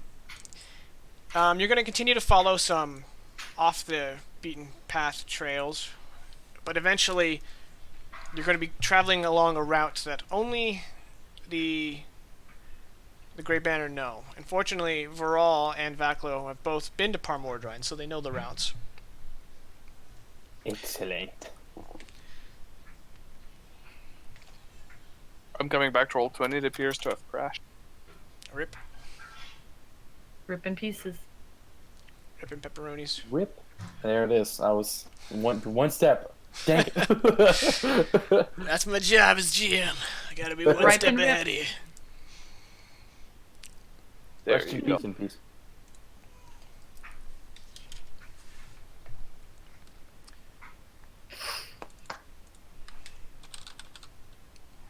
Alright. It's time to travel. Alright. Viral, Yes. as Vaklo is in here, Go ahead and make me a survival check. Hold on. I'm lost on this sheet. Okay. So, despite, because obviously this trail is not very well taken. Fortunately, Varol was able to navigate it without much issue. So you guys will arrive there without any deviations. Excellent. And real quick on Varol's sheet, gonna go ahead and switch you to prompt. There we go. Okay. I feel violated. So the Green Mountains are aptly named. Every peak is covered in trees. The only time there is a separation is when there's a stream that kind of runs through the woodland. You guys have hiked all day, and it is approaching evening. The sun is beginning to dip when you finally see the fortress of Par Mordrein. You can see the tips of its turrets just above the tree line. It's up against a slope. It's built on a sort of plateau. There's a winding path that leads to a stone bridge that will bring you to the entrance of Par Mordrein. And for that, we're going to a map. Oh, Not a map. I love maps. A map? Say it ain't so. On the map. On the map. On the map. I'll need to Copyright. center my camera more next time. I'm trying to make sure that I'm kind of not looking directly into the camera, but like at my screen, so it's the same level. It's not working. So let me get Buddy on the map. I'm not gonna put down Vakla because I don't want to babysit his token. But he's with you. Oh, In Betty, spirit. you drank from a bottle. When I did that, I usually do a product placement just for Jakin. Wait, no, I have to do the makeup blogger thing where you put your hand behind it for the white balance. Hold on, I'll follow you. I know it's empty, but I'll follow Your you. hand Same isn't thing as white. you. Hang on. Your hand isn't white. I know, that's the Have you never watched a makeup YouTube blog? You know I haven't. It's on my bucket list. Oh, I have a friend who got hit really hard in the adpocalypse, and we were like, bro, you just gotta start doing makeup tutorials. No, it's just it's a Texas beer. Which means So. it's awesome, because Texas. It is actually pretty good. I like it a lot. But... Alright, so there's this 10-foot wide stone bridge that crosses a 50-foot wide kind of ravine. And below the ravine is running water from this kind of crescending river that comes down past Par Mordrein. And as you approach, in one of the arrow slits on the guard tower, and there are these two towers that make up the guardhouse, you guys spot kind of like a figure. You can't really make it out. And he calls out, "Whoa there! Ah, man, I could spot Varol from a mile." Guess I'm not makes that things tall. easier. It's debatable. Let me get the gate. And the figure disappears, and then he shuffles away. And these large iron reinforced doors, he pulls them apart, and he beckons y'all across. And let us go ahead and then we get the game screen going. Make sure everything's copacetic there. Cool. Oh man, Zoom you up just a said little. copacetic. Yeah. Is that? Sometimes I forget that you're elderly.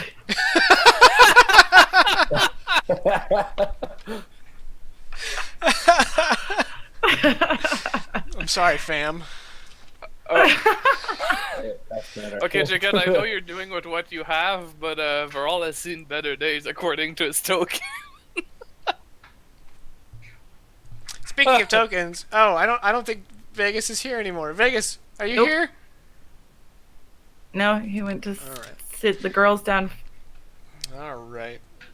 Dang it. This cat is also looking suspiciously fox-like. You know, I didn't draw it, so Yeah, but you know, it's our job as players to just complain. Harass you. At yeah. every point. Look at all the hard work my GM did.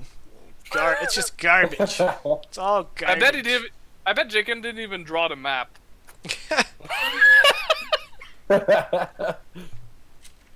So, this man appears to be in his early 30s.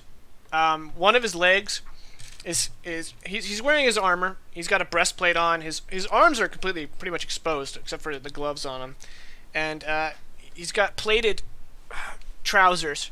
And on one of his legs, his right leg, it appears to be held with a brace, and his leg is quite stiff, and he kind of he rests on it rather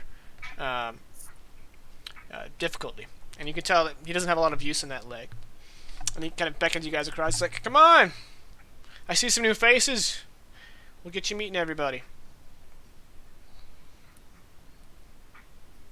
I love how charming. Yes. Let us traipse across said bridge to hobbled man. You hobbled man. That's not politically correct. They prefer hobbled people. All right. He kind of like holds up a hand and he's like, "I'm Huxley. I man the gate and all that. I heard we had a cat guy in the ranks." Varol interrupts him and says, Tabaxi, "No. sorry. He's a cat, not a cat. It's Yeah. complicated, but these It's called a people are- furry.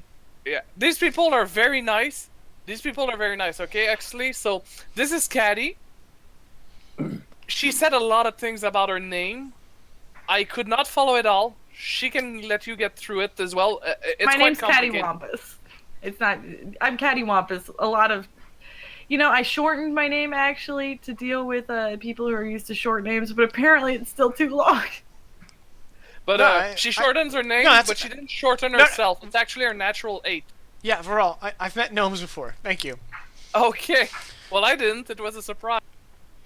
And behind me is Talon. He's a very nice cat, not cat. Well, pleasure to meet all of you. That's right. And Vaklo, welcome back. Well, come on, I'll introduce you to the gang here. Get you situated. And he Wait, we're a gang now? Oh, yeah. he starts limping across the courtyard. During daylight, we do quests. During nightlight, we actually sell drugs around the corner. And they always snap.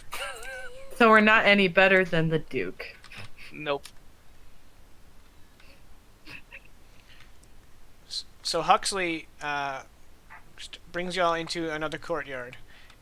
Here you guys see a 20-foot wall, and you can that kind of overhangs this courtyard. And what region you guys are entering appears to be the stables. There are wooden overhangs, and there's a clump of firewood, a lot of hay around, and there's quite a few horses. Caddy, you're supposed to move your token. The trials and tribulations of Cattywampus. Fine. Which way did we go? Up? North? Yes. No. Here we go. All right. I was listening. And working the hay as this large figure, really broad, covered in tan hair. And he turns to you with a snarl. And before you is a bugbear. Ow. From that reaction, I imagine Talon kind of like gets defensive. He's like, no, I know these. Oh, darn it. Now I No. can't hear Talon anymore. Talon, do the thing on the roll 20. Oh, the thing. I'll do the thing. It's Okay. coming back. Return of the thing. Return of the thing. The sound. What's Caddy's reaction to a bugbear? Caddy is a little bit delighted, I think. That's so weird. Huxley looks over the two of you, and then his gaze falls on Talon, and he kind of smirks. He's like, "That's just Spooker." And Booker. And the bugbear's like, "Ugh. Welcome to Par kind of- Mordrein."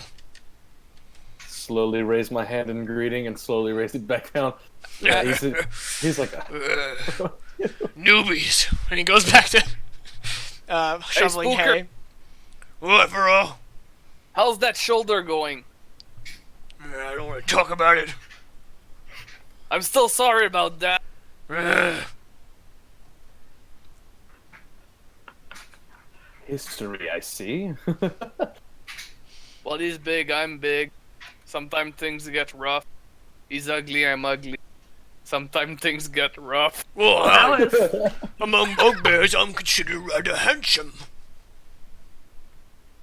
I won't have you slandering me in front of my new friends. Trust me, I'm the king of smiles as a half-orc. Get lost for all. I think Durkap's got some brew. Enough to make you go blind. Hux is Thank like, God I won't have to see your pretty face anymore. Tom is stifling every laugh that he possibly can. 'Cause these people are too much fun for him. and he's Huxley's not already gonna- laughing. He's like, alright, come on, let's go. There's some story. And he starts going up the ramp. And he goes up the second ramp.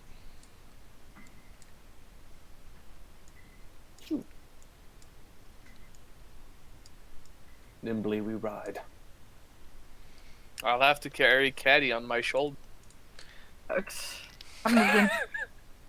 It's my roll 20's all frozen. Yeah, no, sure, it did that to me earlier. Yeah. Yeah, we all believe you. Well, because I had to reconnect it to hear Astro, and then now it's not showing anything. That's okay. My roll 20 is also giving me a little freak out. Welcome to technical difficulties trying to understand roll 20. I never used roll 20 before this. Really? Actually a pretty neat system.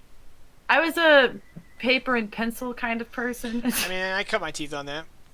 until this particular campaign. One thing I've been recommended is Fantasy Grounds. The problem's the price. Yeah. Only one person has to buy it, but Christ's sake, it's like a whole 2 weeks' salary just to buy it. Yeah, no thank you. Speaking of technical difficulties, I just saw a flash of lightning, so that may be fun. No, yeah, I just heard thunder. I wonder if it's the same storm cell.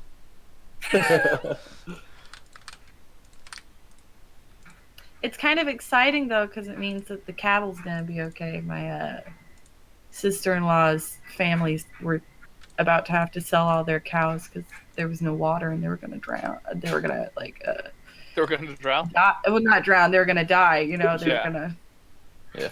be too dehydrated in the heat. But now there's rain, which means the lake refills. Nice. Ole.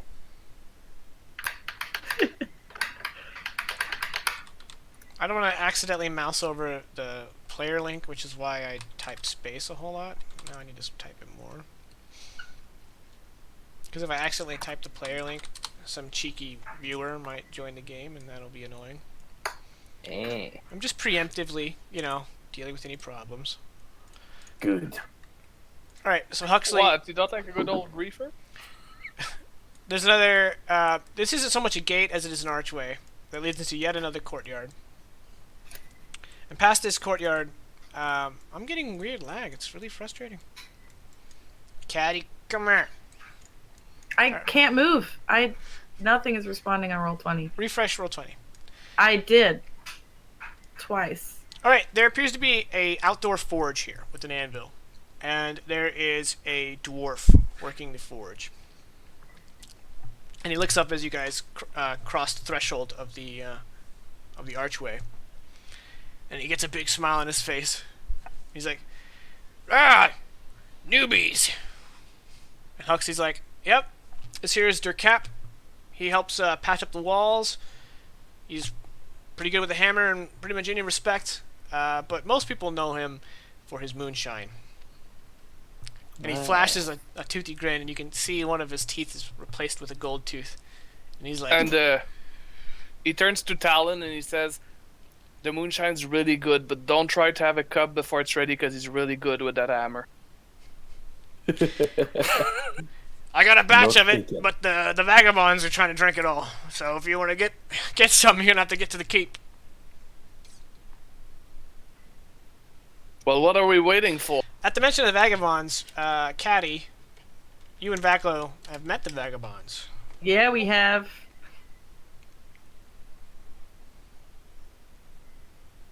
Thoroughly enjoyed them. Huxley's like, all right, well, come on. I got more Jacob. ramps to climb, he says begrudgingly. I can carry you. I'm good. He says with a smirk, obviously, like he didn't mean it as an insult. It's just like, stop complaining, or I'm gonna do what I know you don't want me to do. Jaken, just an FYI, but don't mess around with it since Roll20's acting weird. I cannot see the health bar on Talon, but I can see the health bar on Caddy, so I'm assuming I'm supposed to see the health bar on Talon. But don't play with it unless The token's absolutely right. necessary. Well, leave it as is, anyway. Okay. It's not like I absolutely need it. Worst case, I can ask. Is it because Huxley's covering up? Can you see it if I Nope. move Huxley? No, when we were back then, I can't see it, but it's fine. Don't worry about it. Okay. As you guys round the corner of this tower, Caddy, you see a familiar face leaning on the stone rampart. A large, green-skinned half-orc smiles at you. Yay! Howdy, Crund! Caddy, I was wondering when you'd finally come to the castle. Well, we had a few detours. You know how that goes. Yeah. Oh, I see you found Varol. Well, it's kind of hard not to, ain't it? Oh, you have no idea. Really, it's harder to keep Raw from finding you, maybe. He turns behind himself and shouts, Sefri, we got newcomers. And Huxley continues on. And just around this corner here, you see an elf that is old enough to have age lines starting to form on her face. She is obviously an outdoors woman. She's got rather rugged-looking clothing, furs. She has a bow on her back, quiver also on her back. And you guys appear to have interrupted her as she's gutting a deer that she recently killed. The arrows are still in the animal. And she kind of gives a small smile and nods to you as you approach. She says, Greetings. I am Sefri. I am the... Well, I'm the gameskeeper of the castle. It's always nice to meet new members of the team, especially ones as interesting as yourselves. Yeah, Our we're pretty first diverse. tabaxi. People often call me a cat that stands upright, and I guess they're not wrong. But it's nice to have people who are so accepting of me. Thank you. Oh, I'm very well traveled, my friend. I fought alongside your people on the Galloping Peninsula against centaurs. Really? Probably not the same tribe. No, I doubt. For a moment, she kind of gets lost in memories, and she's like, well, I hope you enjoy your stay at the castle. And if you have some free time, maybe you can help Durkap patch up the north wall. Yeah.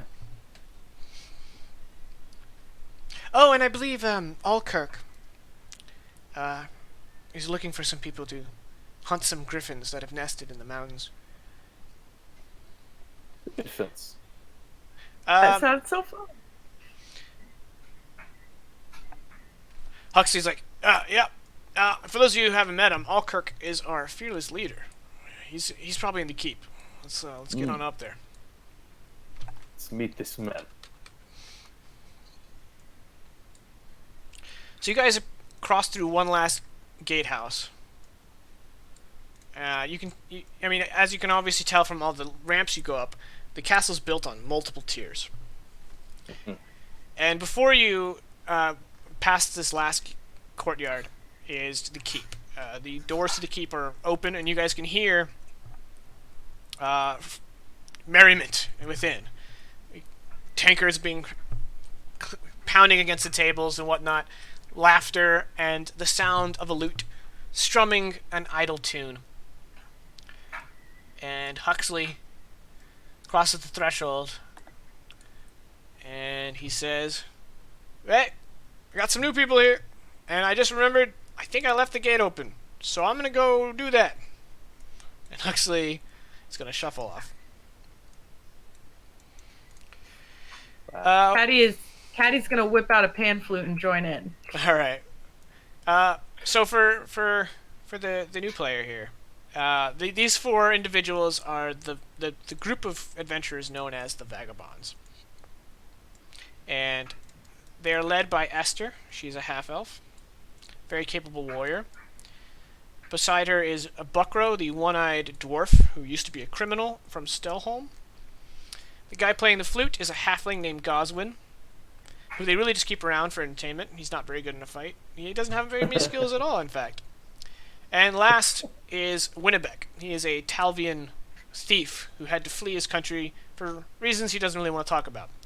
And he has joined up with the Vagabonds. They are known for partying, and every time they do a job, they spend all their money on booze and entertainment until the town throws them out. So they're constantly traveling around, and they usually make their way back to Par Mordrein. Leaning over a desk covered in maps is an old gentleman. He's got a real stiff back. He's wearing gray leathers, not armor, just kind of as an outfit. He's got a cloak over one shoulder.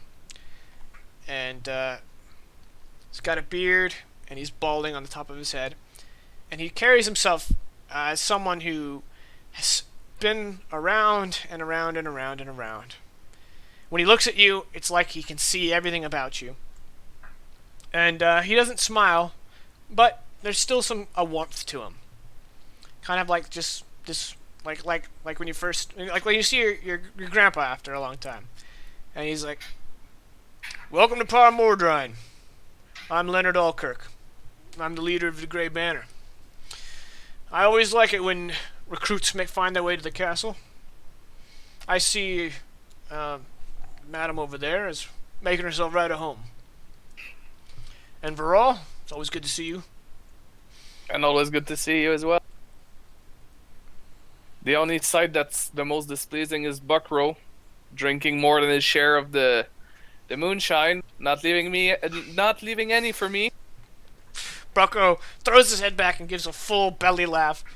And before bringing his head back down, he just starts pouring moonshine down his gullet. Talon would walk over to Alkirk and extend a paw hand. He takes it.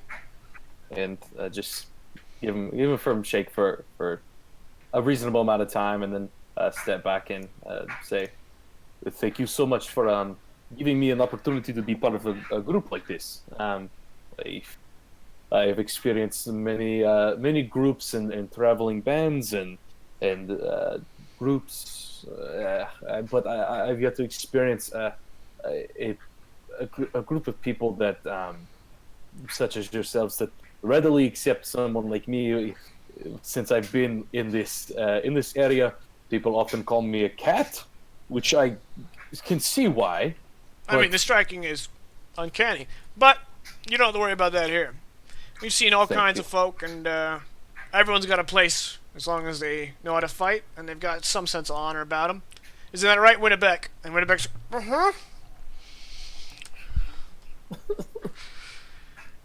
Well, you guys came at the right time.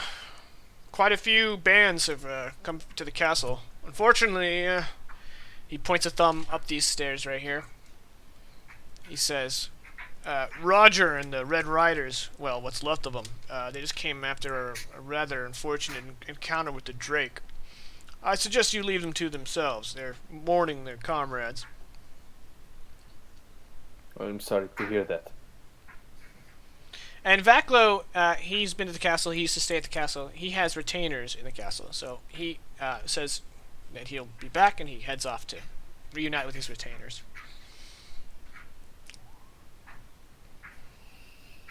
I guess Talon would talk to Alkirk and be like, "Is there anything we should do or explore or experience while I'm here in Par Mordrein? I'm not really sure what to do around this place." All right. And Well, Varol immediately says the moonshine. The moonshine. aside from Durkap's brew, this castle's really just kind of a safe harbor. A lot of people come here when the jobs are thin. Some groups stay the whole winter in Par Mordrein. We've got plenty of beds, plenty of food. As far as what you want to do, it's really up to you. Any coin you want to pass along for the upkeep of the castle, that's greatly appreciated. We have a training field right now. Dwath and his company are training. I think they're training young Luke in swordplay. Durkap could always use help with the walls. Constantly need repair. He's practically doing it himself these days, ever since Huxley, his leg. And if you want to give Spooker a break, you can help him watch the walls as soon as he's done at the stables. It's relatively safe, but these mountains are known to have critters of all kinds. He looks down at a map laid out of the region in front of him. He's like, in fact, there's a nest of griffins, and have decided the castle is their territory, and they've been hounding our horses for some time. I was trying, he looks over at Esther and the vagabonds, to get some people together to go hunt. I think Dwarf will help me out, but if you guys want to. With that, Caddy lowers her pan flute and said, is this what the game warden was mentioning? About griffins? Yeah.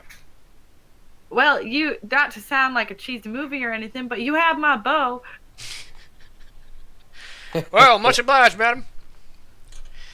Yeah, I think there's about 6 of them. I figure we can divide in 2 groups, lure them away from their nests. Anyway, we can do that in the morning. If you guys want to get situated, the sun's getting low, and I don't want to hunt griffins at night. Not at my age. Are you kidding? Well, I would love to help you in that manner. And he just kind of pulls out his claws again and just kind of messes with them, since it's something that not everybody has. He kind of looks him over, and he gives you he's regarding you as like an interesting, formidable ally, and he's like, I bet that's real handy. It is. I mean, pardon the pun. It's nice to have 10 little hidden knives at all times. Yeah, I imagine that would come up quite a bit.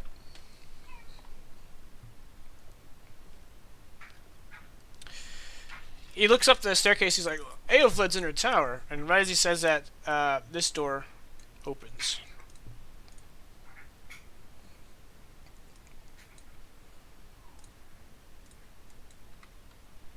Man, Roll20 really wants to be slow. A woman, probably in her 30s, with, she actually, despite the token, she has raven black hair. And she's wearing a mixture of kind of gray, muted purples and dark blues. And she's wearing a long robe, and she has a book in her hands. She comes out, and without looking up from her book, she's like, Esther, could you keep it down? And then she looks up, and Alkirk's like, hey, Aelfled, we got some new members here. Why don't you come say hello? She puts on a smile that is actually, quite frankly, hard to pin. You can't tell if she's smiling just out of some form of courtesy or if she's actually excited. And she kind of closes the book. She comes down the stairs, and as she does, Alkirk's like, Aelfled is the, she's the Banner's wizard of the castle. She takes care of all the magical nuances that come up. And she says, yes, and I also keep track of the Banner's history. Welcome. It's always good to see our ranks swell. I see you have already made yourselves at home. She looks over at the table where the rowdy people are.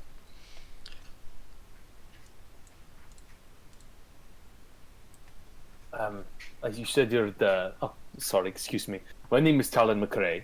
I'm a new addition, obviously, to this group. If you could not tell by the way, I don't know how to handle myself in this place.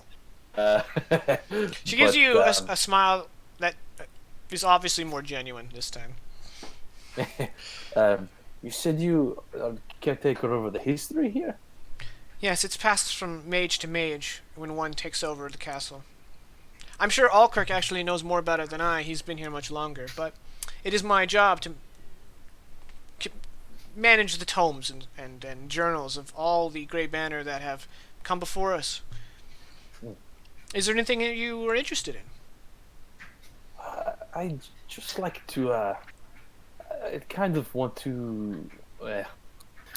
Can I start at the beginning of what you have, the oldest thing? I feel like usually starting at the beginning of something gives you an idea of where the future should go.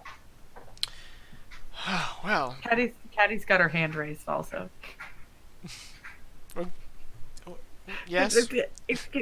All right, so don't know where I learned that behavior, but I feel it helps when you're short. Make yourself big. We recently had a conversation with someone about the Grey Banner regarding storm dragons, and I She kind ended of up looks at actually not Alkirk when being looks familiar back. with this particular tidbit of information. Maybe that would be a good place to start, since all of possible history is a bit broad. She steps over to the desk and she puts down the book and she says, "It's rather interesting because both of your questions are the same story." The vagabonds start to kind of like simmer down because they are also interested in hearing. And she says, "The Grey Banner was originally nothing so official. It was merely a group of seasoned warriors and magical practitioners from all walks of life who had rallied to drive out the storm dragons. There was a handful left. This was about 200 years ago. During the time when humans were starting to colonize what is now Lemuria. And the group that became the Grey Banner slayed most of the storm dragons except for one.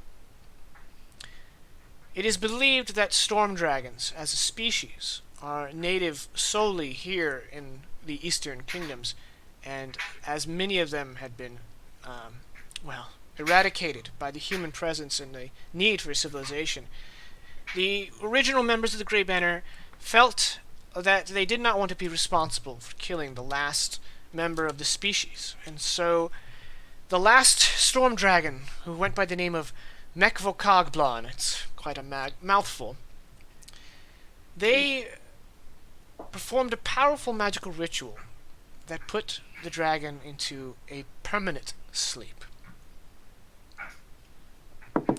And it was that action that sort of bound the original members, most of them anyway, to form what is now evolved into the Grey Banner."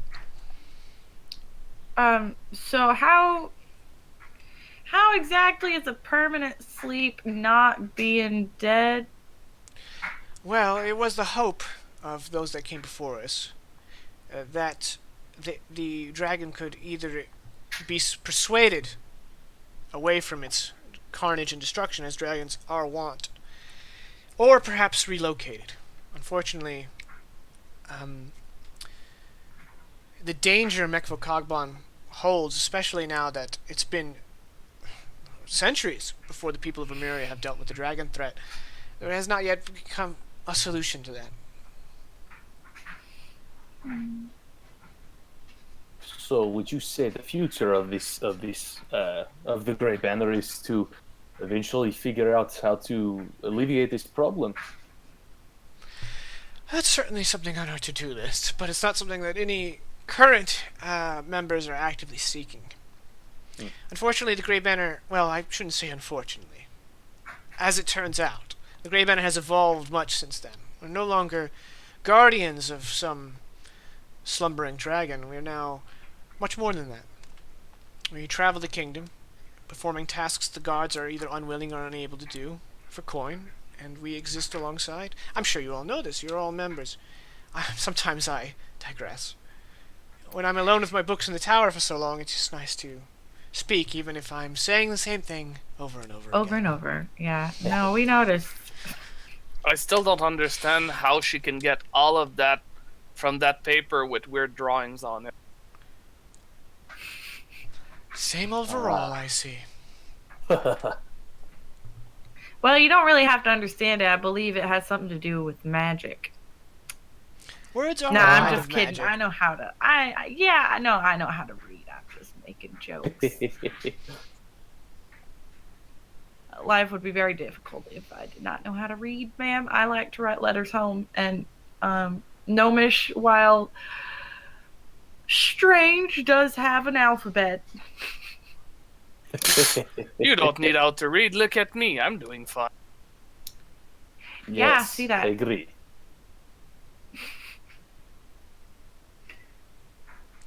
Varol, I thought we talked about wearing proper pants in the keep. These are proper pants. I made them myself. I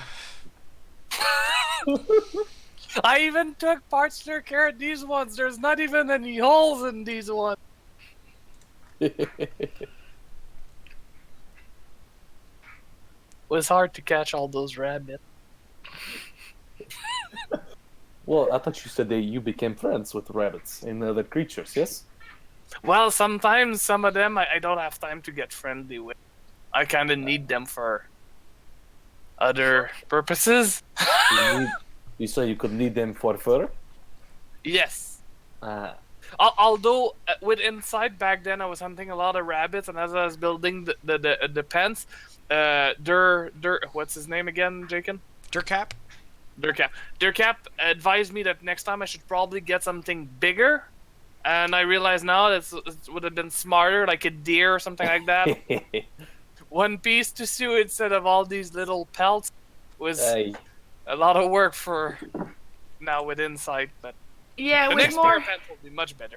with more seams, it seems it you would think that you'd get more holes in it. It's just gonna be more difficult. Well, if you need to repurpose those pelts, I think a cloak would be lovely. Not that I'm certain I want to wear anything you've had on your body for an extended period of time. That was probably a very big cloak anyway.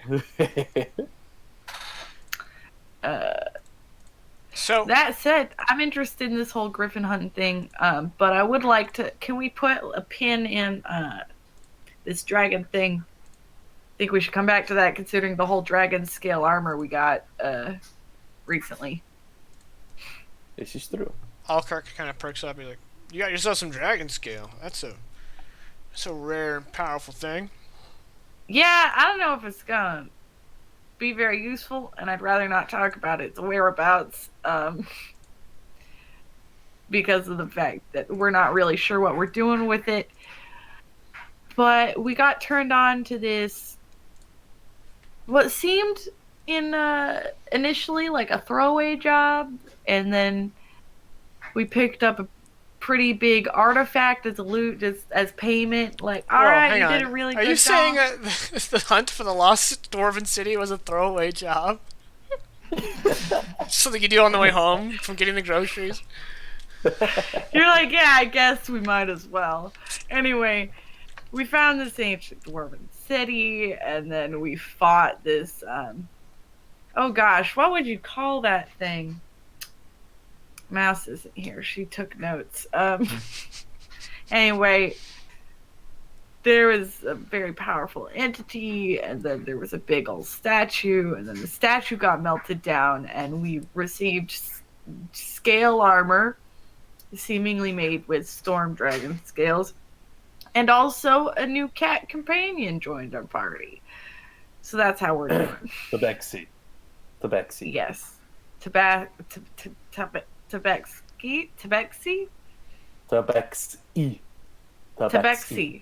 Tabaxi. Is that it? It's close. It's better than cat. Yeah, anyway, this cat joined. I'm just kidding. You're just Talon joined us. kidding? Ah! This is not getting any better for me. No, Aelfed looks down at Shugel, who has been kind of like wandering around, and she's like, and also, Shugel joined us to come on back, hang out here. He's sneaky and smart, and he can count up to 5. "What? I can count to 5. Yeah." She starts to move her hands, and as she does, arcane symbols appear out of glowing light in the thin air. And then she kind of pushes her hands to the runes, and you guys can kind of see this kind of sparkle of magic fly from her fingertips over to Shugel. Shugel kind of like shakes like he's throwing water off, and she's like, "That's not a dog." "I don't know what she's talking about. Of course I'm a dog." Well, of course he's a dog. Just look at him. Also, he just said he's a dog, and I talked to him in dog. "Well, I don't think he's a danger, so carry on." "I don't like you, black-haired lady." And Yeah, he comes over to Caddy and sits down next to him. Yeah, no, I agree with you, man.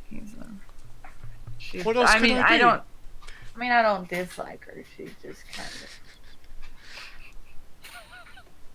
of. Talon wants to see if he can take a look at the maps that are on this table. Okay.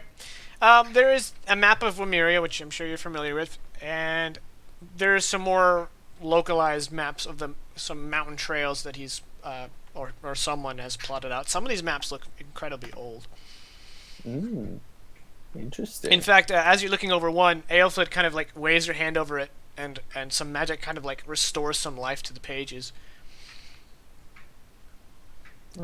I mean, how old are these maps? Alkirk looks at you and he's like, "Some of them are older than me." Okay. I mean, the map of the country, we have to update it. You know, borders change, settlements appear, roads are built. But these old paths are back when Par Mordrein was built 200 years ago. So some of these maps here around the region are dating back from back then. Yay. It's a long time ago indeed. So are we planning on looking for these griffins in the morning? Yeah, that's the plan. First light. Try Then not to drink could too I- much. No, could I try spending some time studying these maps then? I'd Sure. like to get familiar He with kind the of like area. scoots them over to you. Thank you. You know, honestly, I just look at them to clear my head. I've committed all these to memory. That's exactly what I'm gonna try and do. Well, I'm gonna get some moonshine. Aelfled puts will a hand gently on Alkirk's shoulder, and she says, "One of the downsides of leading our order is he can't leave the area within 10 miles of the castle." That's a huge bummer. He just kind of shrugs. "All right, well, I'll be back in my tower. If anyone needs me, you can knock." And she picks her book back up and heads back the way she came. And the door kind of closes behind her.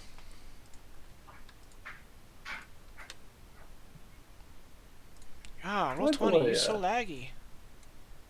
Vorol, where's this moonshine you say? You obviously had some before. Well, There's it's some on the probably table. all here, Yeah. assuming Buckrow didn't get it all. And as you say that, Durkap comes through the door with a barrel under his arm. He's like, "I brought more. That one's for us. I figured there'd be a mighty thirst in the keep."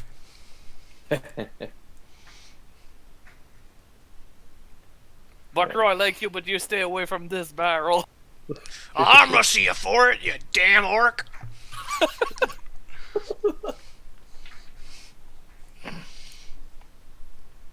All right, let's have some of this moonshine, eh? All right, make a con save. Y'all enjoy. Give me the con save, all right. Oh, Oof, Varol has had a rough day, apparently. Or a really oh good one. yeah. For all, that was exactly what you needed. You can no longer feel your hands. Talon takes it like a champ. Varol like downs a shot, and then you just.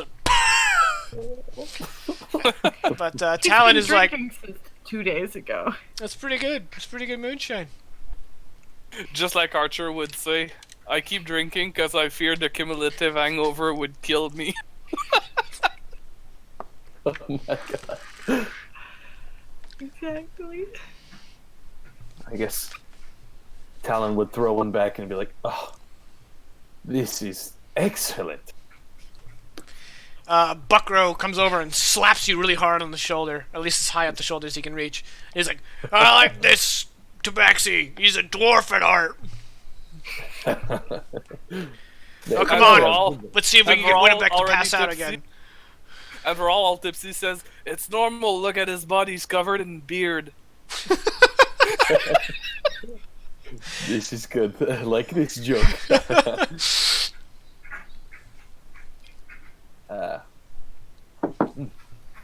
I guess we throw him back. Yeah. Are all three of you going to be drinking throughout the night? I'm gonna study the maps. Okay. Caddy could maybe have a thimble. A thimble? Thimble of the moonshine, but she saw Varol like fall over and went, maybe not. Wouldn't a thimble, given your body mass, be basically a shot? Yeah, that was the joke. Got it.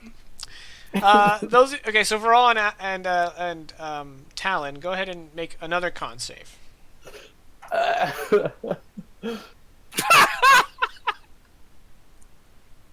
Oh no! All right, you guys spend the night drinking, and you wake up in the morning with a nasty hangover each. So you actually wake up and gain a level of exhaustion. Shoot. Caddy, go ahead and make a survival check as you're kind of learning the maps. All right. I mean, I've already got Wanderer as my feature, so I'm gonna know the general. It means if I let me go back to background. You have an excellent memory for maps and geography, and you can always recall the general layout of terrain, settlements, and other features around you. Oh, okay. So in addition, you can find food and fresh water for yourself and up to 5 other people every day. So you don't really need to make a roll. Nah, but I made a really good one, so I don't just have general knowledge. You got a 19. I have it memorized. There you go. Okay. So, come morning, you are. It's like you grew up here. It's almost like being back at the Recluse, y'all. Noville. Excellent. It occurs to me that I may not have. Oh wait, no, I do. That really wouldn't look right. Give me a hot second here. Sorry, guys. I can only give you a cold one, I'm sorry. You know what? Lukewarm. You know what? I'll take it. Lukewarm second. I don't remember what exhaustion does in D&D. Do you know the page by heart? I know what level 1 does by heart. Level 1 Okay. gives you disadvantage on ability checks, which does not include attack checks. Yeah. Level 2 is like speed half. Yeah, and then level 3 is attack checks. It's attacks and saving throws, right? Yep. Yeah. You don't want level 3. No. No. You don't want level 1. You know, I have been DMing 5th edition D&D since it came out, and I think the highest I've ever seen someone go is level 3, and that was like once, and they were in the desert. So. Ugh. But you can die from it. Yep. Yeah, I remember in one of our campaigns, Jake, and one of us, I don't remember who, was dying, and we were like, shit, what can we do? We need to get out of here. That was the time when you guys got to level 3. Yeah. Yeah. No desert. Alright, so the next morning, these people are all else sleeping off the hangover. See if I can bounce. and they are replaced by a different group, the last group here at the castle that you guys have yet to meet, and that is Dwath and Company. So, you guys have beds over here, so you'll be emerging from there. Dirtcap will be elsewhere. Dirtcap, go away. You guys will be coming out of here, and Dwath and Company will be about the table, and Crunge and Alkirk will be over here. So, the new group you meet, you see one solemn-looking elf with black hair, a very young, probably still a teenager, lad, who's wearing armor that's too big for him, and another young guy who's wearing mage robes, and a rather dashing-looking guy who was carrying himself as a knight. He's got full plate armor. He's got a tattered tabard. That's the only thing that's not really kept clean. It looks like he used to have a coat of arms, but it no longer has any meaning to him because he's let it kind of fall into decay. He's got blonde hair tied into a ponytail and a blonde beard, and he's kind of stoking the fire when you guys come out.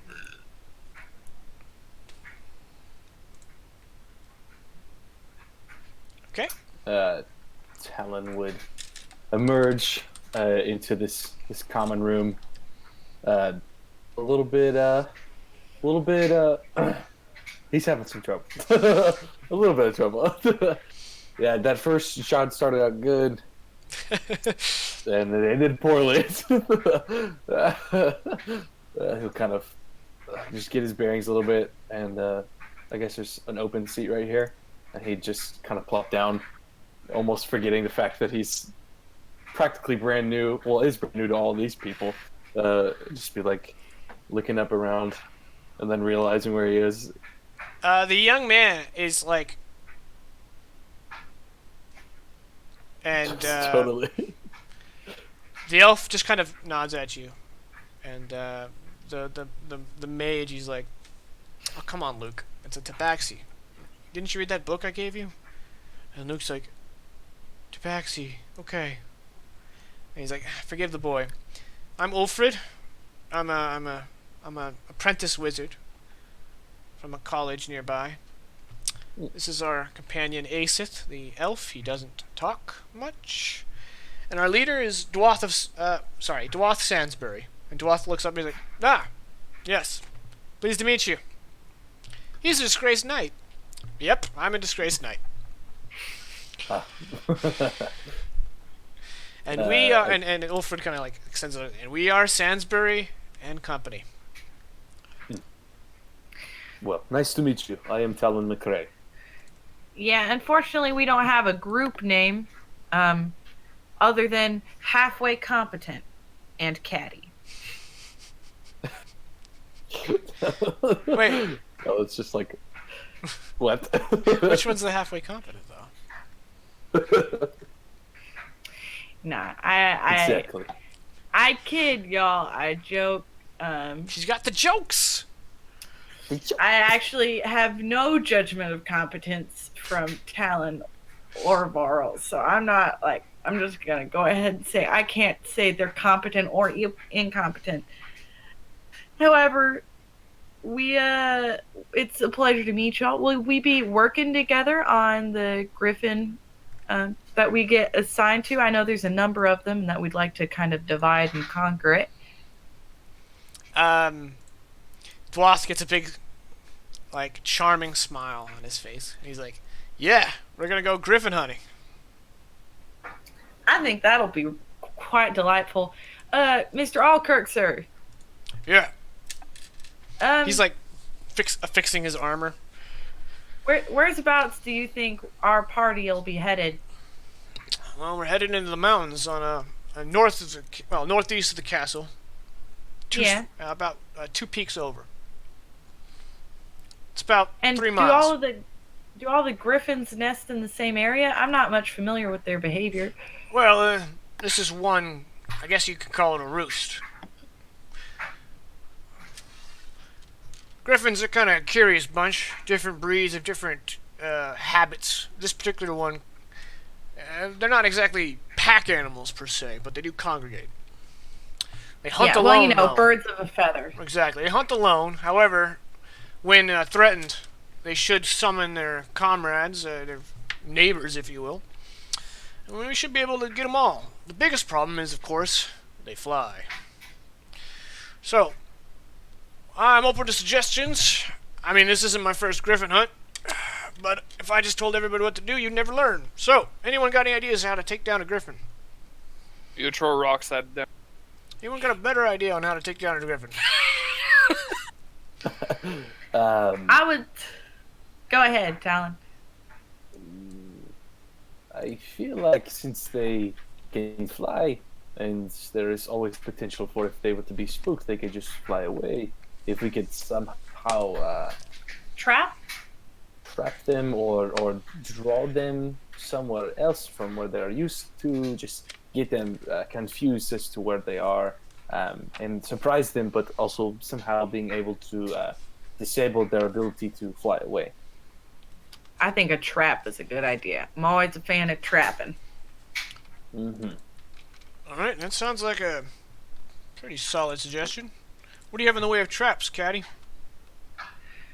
I don't know, mostly rope right now, but maybe if anyone else has any sort of skill in that, we could devise something that would incapacitate its wings, maybe bind it in some way. Well, with ropes we can make a net. With enough, we could make enough net, and it's hard to get out of a net even with wings. This is true.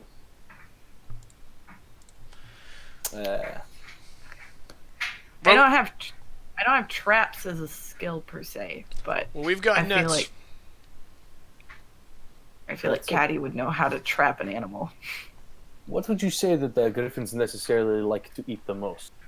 Horses. We're gonna grab a pair of them from the stables, try to lure them out. I mean, obviously, there's not a bunch of Roman horses in the mountainside. They're mostly eating our goats, but the horses are the prime appetite of a griffin. Any griffin across the species is gonna want to eat a horse. It's like a prime rib to them. Pardon any, what do you call them? Vegetarians. I assure you, that's not me. But maybe we could use these horses as bait, which is, I assume, is what you're attempting to do. Yes. Yeah. I don't think we could really create a pit large enough to do much to them, but maybe some sort of mechanism to launch a net over it if it landed to consume our horses. Or don't we have ballistas or something? It's a castle. Should have something along those lines. Well, it's not. It's not a castle that gets attacked on the regular. We had a pair of ballista, but they're 200 years old, and I'm pretty sure they don't work. Let's see. What do we have in ways of ranged weaponry? Well, our armory's got anything you can really think of. Unless it's some tabaxi thing I'm not aware of. But, crossbows, bows, take your pick. Overall, you're pretty strong, yes. Sure. All right. And Caddy, you use ranged weaponry, right? You don't seem like somebody who's up in the middle of the fight. Well, I definitely do that, getting in the middle of fights. Not exactly by choice so much as a necessity, but that's what helps is Askew's got some good old tusks. That said, I think the most reliable way to shoot something a distance is the same mechanism that works for crossbows, that works for slings, and it works for classic longbow, and that's going to be tension. So let's say that we make we have an ability to make like a harpoon-like device where we some kind of projectile tied with a rope on the end, and say that Caddy shoots said griffin in the wing, and then we have Varol grab the rope and pull it down to the ground so it cannot fly. Does anyone else got a ranged weapon? Because there are 2 wings, you see. You ever, so if you ever have to try and I'm sorry, Askew, I know this is a bit insensitive, but if you ever try and fell a boar, you gotta use multiple weapons because they're strong enough to take a few spears and keep running for you. What happens if our griffin gets a bolt in the wing and just kind of shrugs it off? Well, that's you won't be able to get away from me. Yes. The only problem is that Captain Alkirk said they had more than one. Ah. That What did too. he say, 6, Yeah. correct? Yeah, I'm thinking there's 6. Ay. That's as many as more than this hand. Yeah, you and Shugel are about the same place on that one. Dwath.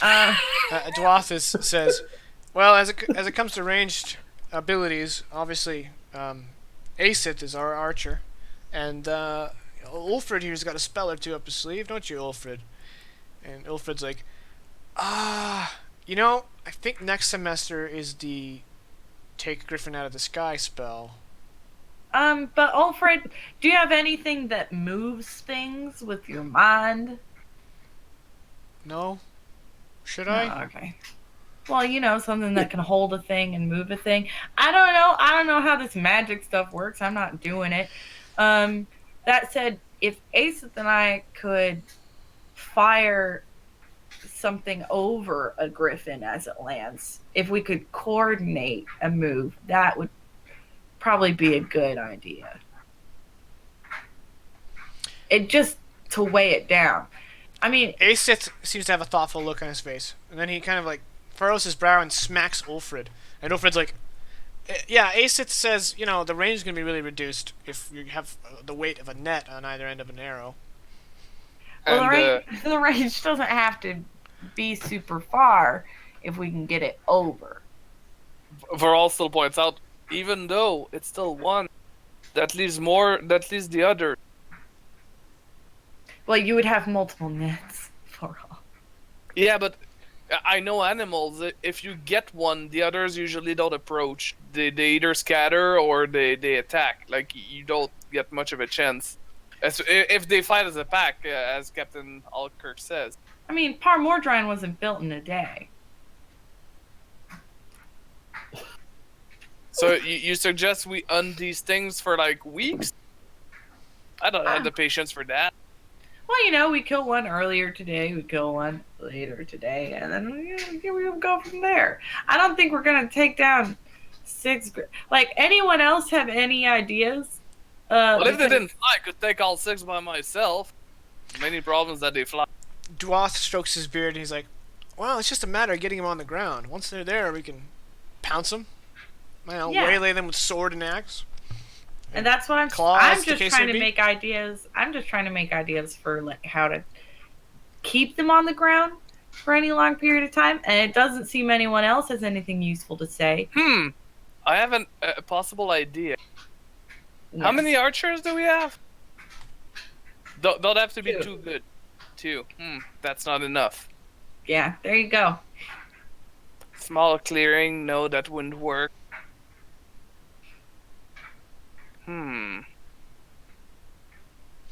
Well, I took the liberty of asking Aofled to assemble some trinkets we could use.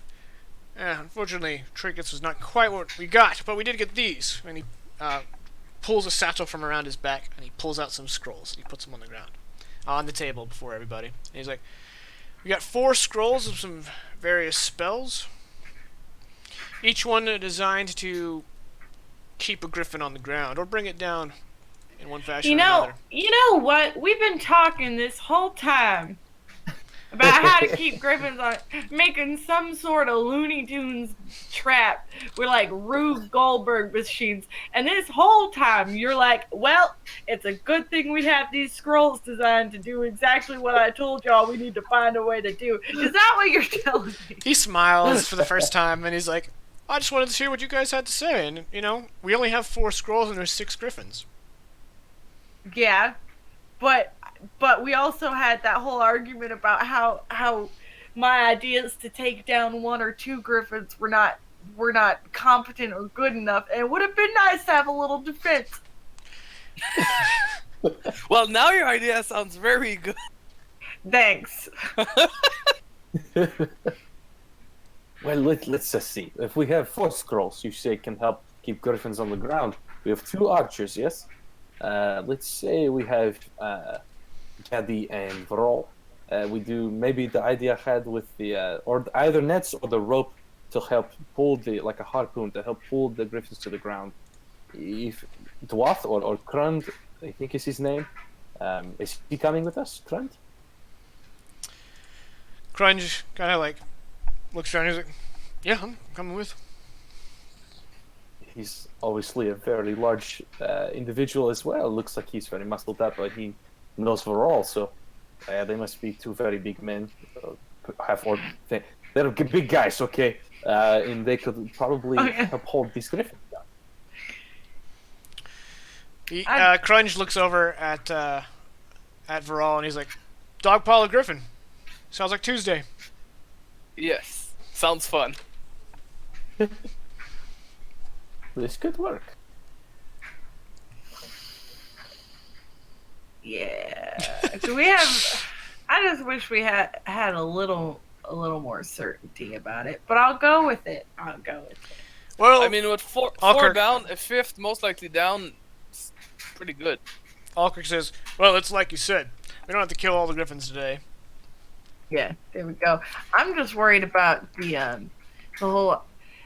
the harpooning thing. My arrow, I feel like a griffin's large enough that a simple arrow is not gonna. I don't shoot bolts, I don't got Lieutenant Crossbow, as it were. Rest in peace. I know. He's at the college. He's at Bard's College He's in a good place. Yeah. I don't exactly have a bolt. It's not made of metal. It's not gonna. It could be easily broken by some wings strong enough to lift a griffin. Dunkirk could probably help you. Dunkirk has all sort of fun stuff. I think he does that all day. Not Dunkirk. I don't know. I'm still a little bit hangover. That's fair. Durkat.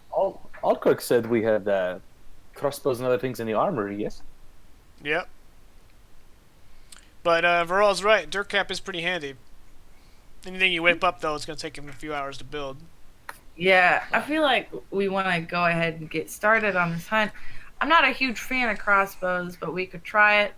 The sun will be over the mountains in about an hour. I want us to be on the ground by then. Yeah, I'd like to get moving first and foremost. Then we'll worry about using the scrolls on 4, and then see if we roll in other orc guy, Crunch. It's hard for my mouth to make that noise. See if we can do that. Get 5 maybe, at least 4, and then go from there. It's only 1 left if we do that. Alright, Alkirk lays out a map. He's like, we're going to fan out into 2 teams. One team will take the western slope, and the other one the eastern slope. Each team will have 1 horse. We're going to put them out in as much a clearing as possible. Try to get the griffins to take the bait. Each team is going to get 2 scrolls. Now, Aeflid was able to whip up 3 web spells and 1 much more powerful hold monster. Unfortunately, he looks around. Ulfrid, I think you're the only one who I trust to cast one of these spells, so I'm going to give you the hold monster. He passes the scroll over. That means the other group's going to have 2 webs.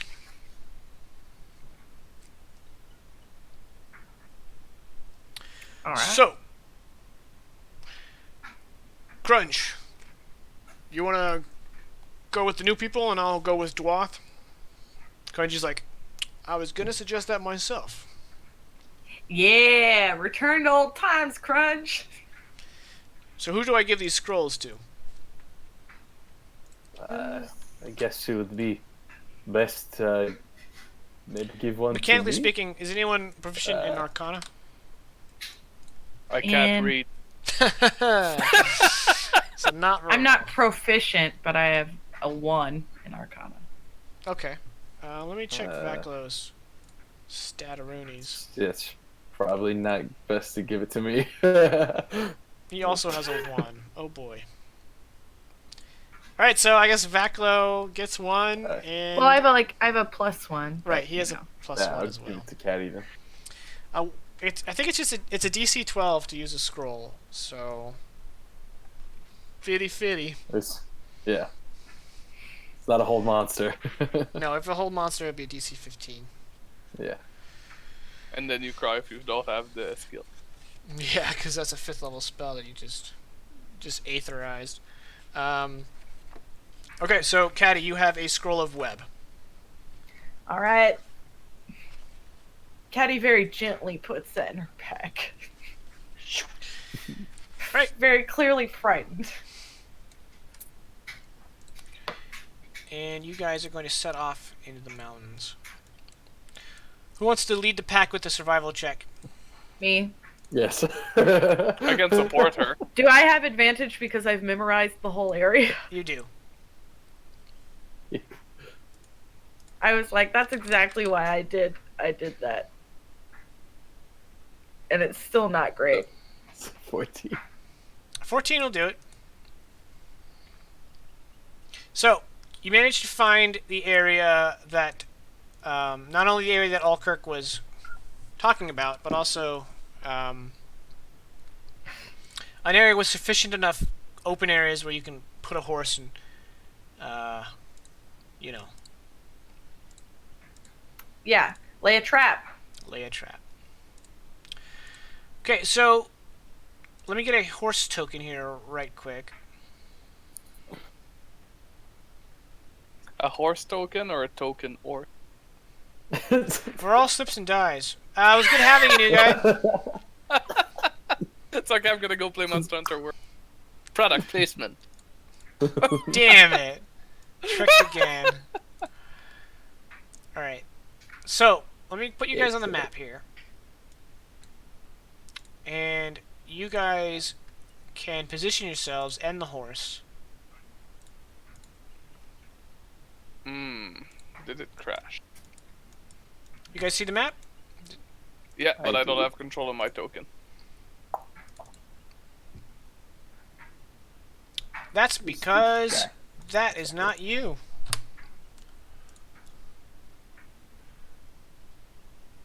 I may have grabbed the wrong token when I... There you are. There you go. Boom. I grabbed the other half orc. Well, so if this is the map we're gonna fight on, Ors should be there, because the one of the most cleared path. Or it could be out here as well, depends. But I like this place because in this place I can hide under the trees here, Yeah. for example. It's a good equal distance.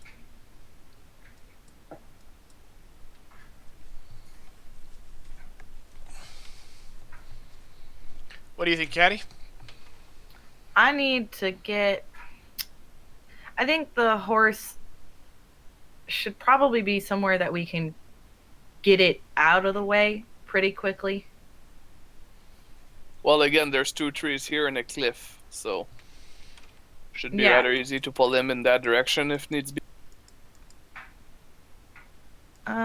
Yeah, I think that's probably our best option.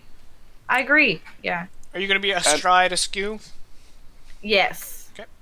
Crunch, if he can fit, it looks like a small-ish tree, but maybe this part, so he can, like, we can pincer the griffin. I'm not sure where Vaclo can go. Vaclo's I going would to need a assume- lot of canopy cover because he's not very sneaky. I think Well, Veral's not sneaky at all, but since Right we here, got the up- advantage, just gonna move. up against the Yeah, trunk I'm of that thinking- tree. Yeah, I'm thinking there as well. And then Caddy is Caddy, so I'll let her choose her spot. Wait, are you saying Yeah. Caddy is Caddy? Yeah. What? No, you're thinking of Talon. Yes. Ah, Talon is Caddy. another dad joke episode. Is that really a dad joke though? Catty, like Oh, cat. that is a dad joke. Good job. You know what? Yeah. You know what? You get an inspiration. I'm good Jacob? at dad jokes. You're a dad and you did get the dad joke. I need your dad card. I've only been a dad for 2.5 years. I gotta warm up to it. I've always been a dad in my heart. You identify as a Jacob, dad? the moment you get a child, no matter where you are in the world, even if you don't get the call that your child is born, you automatically grew a beard, a mustache, and you know how to make dad jokes. It Well, comes with it. I did grow a beard. I just shave mine. She's a dwarven woman. Oh, I wish I could grow a beard. Alright, that said, we're hoping this griffin flies up in front of the horse, is that correct? Well, around the horse anywhere. That way, either me or Crunch can hold it, basically. The peak of the peak is to our east, right? Assuming up is north. Yeah, actually, the peak would be north. No, it would be northeast. So, over. Oh. Yeah. Peak would be northeast. Gosh, I'm getting obnoxious. Can you That you direction. ping that again? It's that direction. All right, northeast. All right. Don't you think is this the peak that they're roosting on? Yes. Then shouldn't we expect it to come from roughly that direction before it lands? Yes. So I would maybe move the horse forward a little bit to force it to land closer to us. No. Well, forward would be that direction, so it would be further from us. No, yeah, you're right. We got it fairly surrounded. All right, everybody roll stealth with advantage. Oh yeah. I'm pro this. Okay, Vaklo nailed it. Actually, you know what? Vaklo shouldn't have had advantage because his armor would have canceled it out. But I already rolled it. You get a freebie, Vaklo. Oh, Caddy. I know, that's so unusual. I normally do really well with stealth. I'm really upset. Oh, you know what it is? You were helping everybody else, like, oh my god, like, Voral, you're being so noisy. No, Vaklo, your armor, like, make sure your armor's not clean. And then by the time you got to yours, you were, like, just not paying attention and distracted. I was like, oh shit! Alright. So a few hours go by, and eventually you hear the flapping of wings and a great eagle caw. And Can I a see griffin is coming in, and it has its eyes on your horse. Is it visible? Hey. Yes, but it's quite Then high I'm right casting, now. It's starting to I'm dive. still casting Hunter's Mark on it. Okay. Roll 20. Why are you so laggy? Alright, it dives, and just before it lays its claws on the horse, it spots... Well, it's only going to spot one of you, because you're on opposite ends, but you both failed. So I'm going to go with Viral, because Viral would be the most... Since it's coming from that direction, swooping down, it sees Viral, and it pounds its wings into a fierce halt. Alright, everybody roll initiative. Everyone is has a surprise round, except for Viral. Caddy, you got it just because of your positioning. And I still did so poorly. What's your plus dex? My dex is +3. My modifier's 3. Yeah. So, Oh. the way initiative works in 5th edition is that basically only the people who get to go before the griffin will actually get to have the surprise on it. Once the griffin acts, it basically doesn't do anything, but it's no longer surprised. So, Basically, we all failed. We don't even get a surprise. Exactly. right. So the griffin was startled by the half orc, and so it is actually going to immediately clear its surprise. I don't think it gets to do anything except no longer be surprised. So there is that. However, you guys no longer have advantage on it. Crunge is just going to immediately charge, and Crunge is wielding a battle axe. Is it a bonus action to slap the horse on the rump so that it runs? Yeah. You want Well, Crunge I to do mean- that? If he does, you get an attack of opportunity because he's right up against the griffin. The griffin's floating just above the ground, but it's in striking distance of anyone on the ground, including the horse. Okay. Plus, the horse will probably run away. Like, there's a gigantic bird coming at him, so... It'll still take an attack of opportunity. Exactly. Yeah, but it will... I think it will run away on its own. I don't think it rolled initiative. Actually, that's a good question. Did you guys anchor it? Because as soon as the griffin started running, if it wasn't anchored, it would have,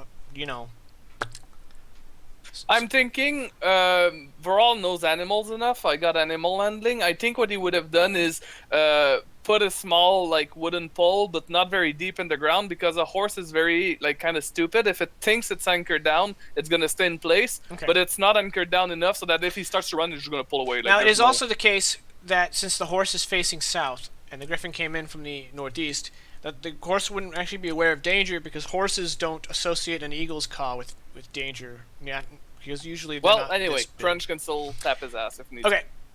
Crunch is going to swing Bada Bada. And he has a +7 to hit. Unfortunately, he misses. But he gets to make 3 attacks because he's kind of a badass. So, he swings. Ooh. And I believe that is going to hit. Yeah, and that hits it on the die. Okay. He does 2d10 plus 4 damage.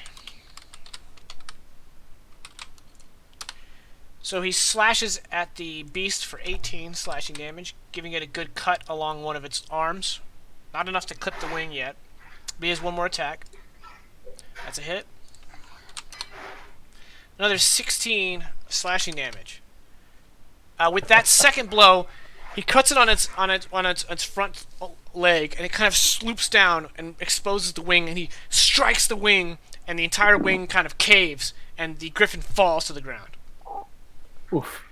It doesn't fall prone; it lands on all fours, but one of its wings has been clipped. It's not going anywhere. Nice. Verall, you're up. Okay, so bonus action, I'm gonna rage instantly.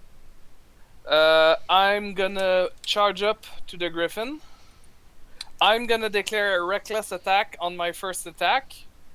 So by doing so, I get advantage on melee weapon attack rolls using strength during this turn, but attack rolls against me will have advantage. Are you raging? Yes. Okay. And on top of that, I will... Oh no, I can't use frenzy, it's next turn. Okay, well for now, I'm raging and recklessly attack.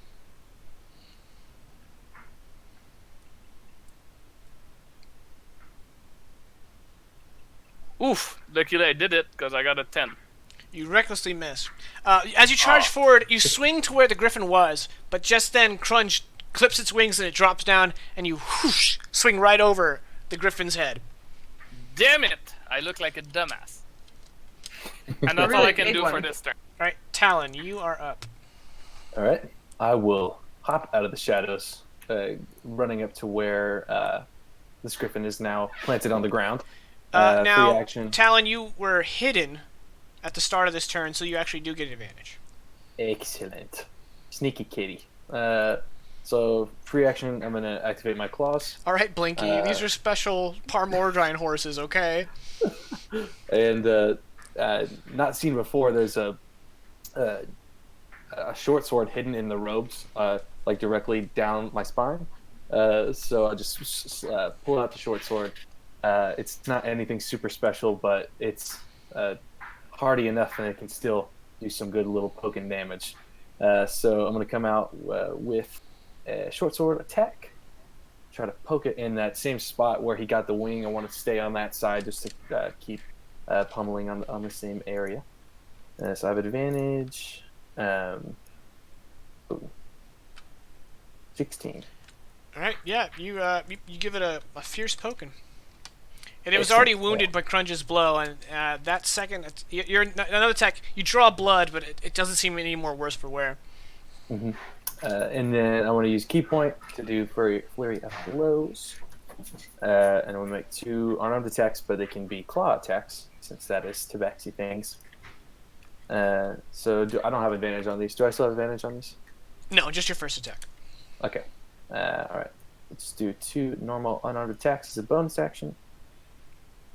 17, That's a hit. 23. That is also a hit. All right, your first claw strike, you really sink your nails deep, your claws deep, and kind of rend this 5-line scratch along its side. It is now badly wounded. Then you come in again, and you kind of hit the same spot, and chunks of flesh kind of fly off with your cut. The thing is looking really rough. Caddy, you're up. Cool. I guess I got very little work to do. I'm gonna go ahead. Oh my god! I forgot to add Vaclo. Backlo. Go ahead, carry on. Vaclo was just a late starter. He was hiding that well. Yeah, he was so hidden he didn't even realize the fight had started.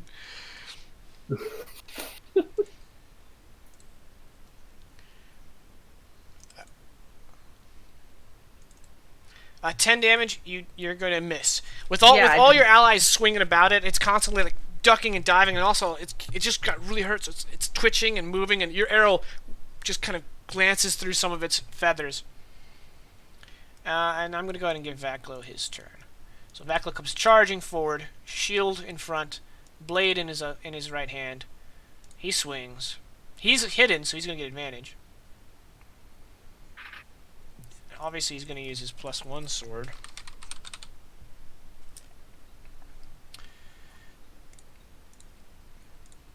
Combat maneuver. Ooh, that's neat. He's so fancy. That's going to hit.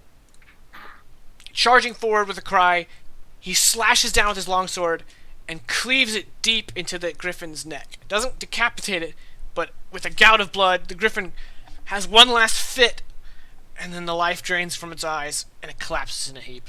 It's dead. Well, that was easy. 1 down. Oh, Caddy, to answer your question, to cast it is an action. In order to successfully use it, you have to make an Arcana check, DC 12. It has a range of 60 feet. Okay, that was mainly what I wanted to know. Alright, you guys killed it within 6 seconds. The fight is over. The first griffin is dead. That's so grisly. Well, I mean, you literally just kind of pounced on it. So, Voral is still, like, kind of snorting like a bull. Like, he's breathing very heavily and kind of grunting and stuff like that. And instead of calming down, he simply turns around, pulls out one of his small hand axe. Like, he's carrying his great axe in one hand, but he's not using it. He pulls out an hand axe and starts, like, lashing at a tree for, like, the next 54 seconds or until another griffin comes in. Okay. Are you guys going to resume hiding, or...? Yeah. I would, yeah. And I would wipe the blood off my claws. Crunch is like, hang on. I don't think a griffin's gonna come try to eat a meal next to a dead griffin. It's a good point. I'm assuming I would. You'd eat the griffin if you were a griffin. Hashtag cannibalism. So Crunch is like, Varol seems busy. preoccupied. Vaclo, give me a hand with this griffin. We'll throw it over that ledge. He points in that direction. Why don't you use the horse to drag it? We didn't bring anything to hitch it to. I mean, other than rope. Yeah, I guess so. Alright, so But you don't just carry rope.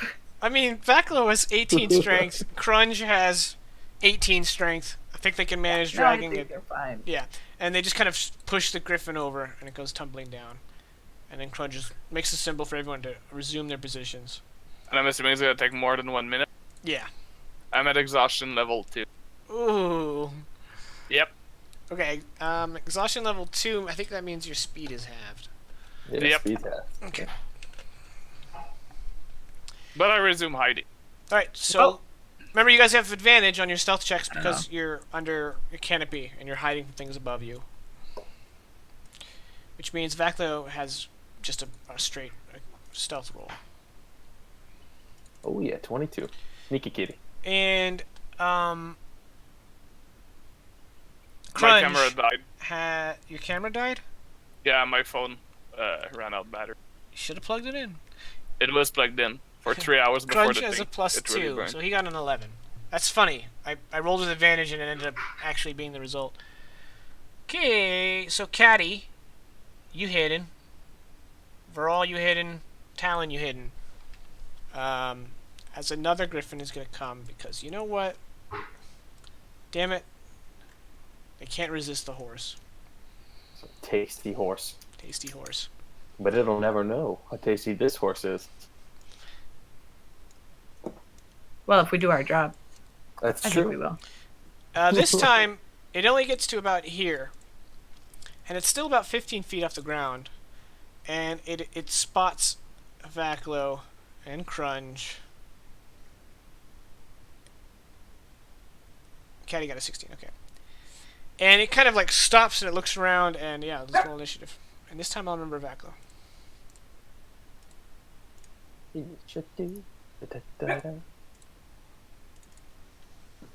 That's better. That is better. Vaclo's up. Despite being exhausted, Veral really doesn't give a shit, apparently. Actually, Veral, this is an ability check, so you have disadvantage. Okay, let me roll again. Okay, that makes more sense. These griffins are really alert, but Vaclo got a 20.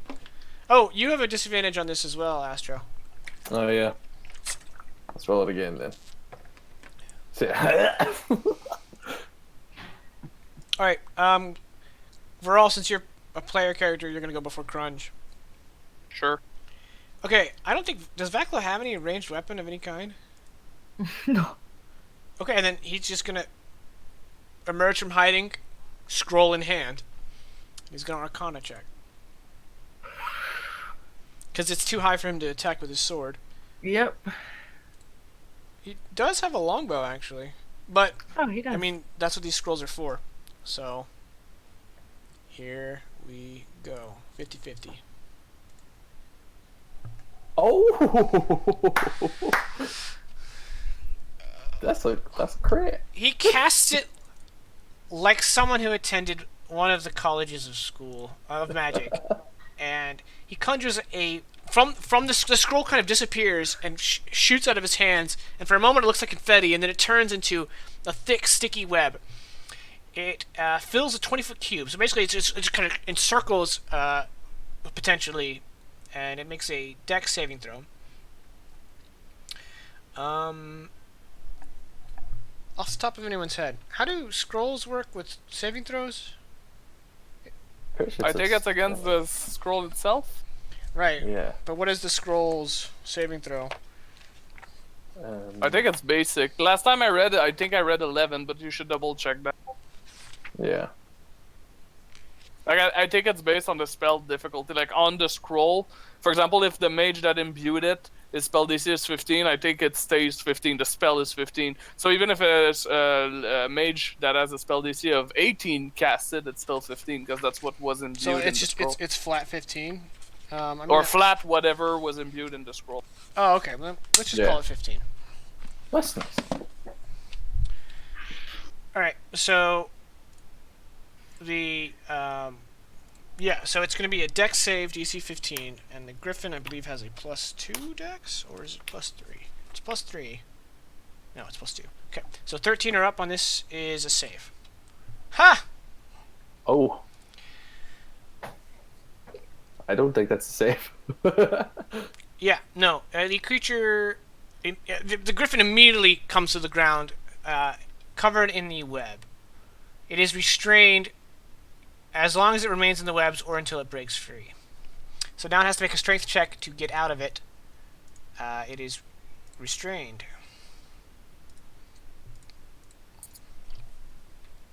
And I believe restrained means anybody who melees it gets a advantage. However, it is its turn next. Vakil's going to charge it, so if it breaks free, he can attack it. But it is immediately going to try to break free of this web as its action. Does this first turn though mean that it was still Surprised. startled? You're right. So it Yeah. actually is no longer surprised. Caddy, you're up. It's no longer surprised because it's been webbed to the ground. Yes. That's quaint. Gonna shoot at it. Unfortunately, you... Again. What is with these 10s? I don't know. You're really unlucky. I stole your luck. It's like I rolled a 3. In order to take the shot, you had to shoot through some tree branches, and unfortunately, your arrow kind of nicked one and made it drift just off course. You done? Mm-hmm. All right, Talon. All right. Jumping in there like last time, but I'm going to leave my claws. Did you succeed the stealth check? Yes. Okay, so Yeah. you are hidden for this first attack. All right. I'm going to leave my claws in, but I'm going to start with a short sword again. Wait. Quick question. Did that attack count as... Did I have advantage on that attack? Did you succeed the stealth roll? Yes. Yes. Okay, go ahead and roll it again. I'm sorry, I just realized, No, like, it's totally I fine. didn't We're roll gonna it. keep the 7 damage. So whatever Yeah. damage you roll in the second roll, we're just gonna ignore. We'll just see. Excellent. There we go. It did Sword. 7 damage, but now he can do his attack. I just wanted to make sure. Steve says hi? Like Steve? Alright, so you just 7 damage. My wife just Excellent. texted me to look at chat, and I'm like, I don't know it. Mhm. I'm not sure what I need to know. Okay, so you hit it for 7. So yeah, you kind of nicked it. Alright, so Talon, resume. Yeah, so I have advantage on this hit, right? Oh, Steve. Hi, Steve. Yeah, you have advantage. Awesome. I'm going to slide that short sword not Oof. into the group. All right, you strike at it, and it looks like you're about to meet purchase. You kind of see the tip of your blade parting the feathers, and it kind of shrugs in such a way that your blade kind of ricochets off of its muscle as it kind of deflects it off. You cut it a little bit, but not. It was just a superficial kind of scratch. Yeah. Is use Steve my, bonus watching? action. Steve should be watching. I'll use my bonus action to try to kick at one of the wings. Doing what mechanically? Oh. Okay. Yeah. Yeah. Yeah, it just kind of moves the wing out of the way. It's still in the web, but it's like it can still maneuver within this because it's a 20-foot wide web that it's kind of engrossed in. All right, are you done? Oh, I had advantage on that, right? Dang. No, just the Did I first have attack. Just first But attack? it's restrained. Yeah, so I think you have advantage. Want me to go ahead and roll it? Sure. Yeah, alright. Sweet, please. That was worse. Yep. Nailed it. Did great the first time. Oh, all attack rolls have advantage on it. Okay then. Excellent. So Caddy would have had advantage either way you slice it. All right, Varol, you're up. And we will slice it. Voral sees that this guy is netted. He's already exhausted from raging. He can rage without getting exhausted, but is it worth it? First one went down pretty easy. There might be more coming, so he's not gonna rage for this one. He's just gonna move up the 3 squares that he can, and then Remember to he's take off gonna the attack rage normal. damage. Yeah, I'm gonna do that right now. That's a big thunder.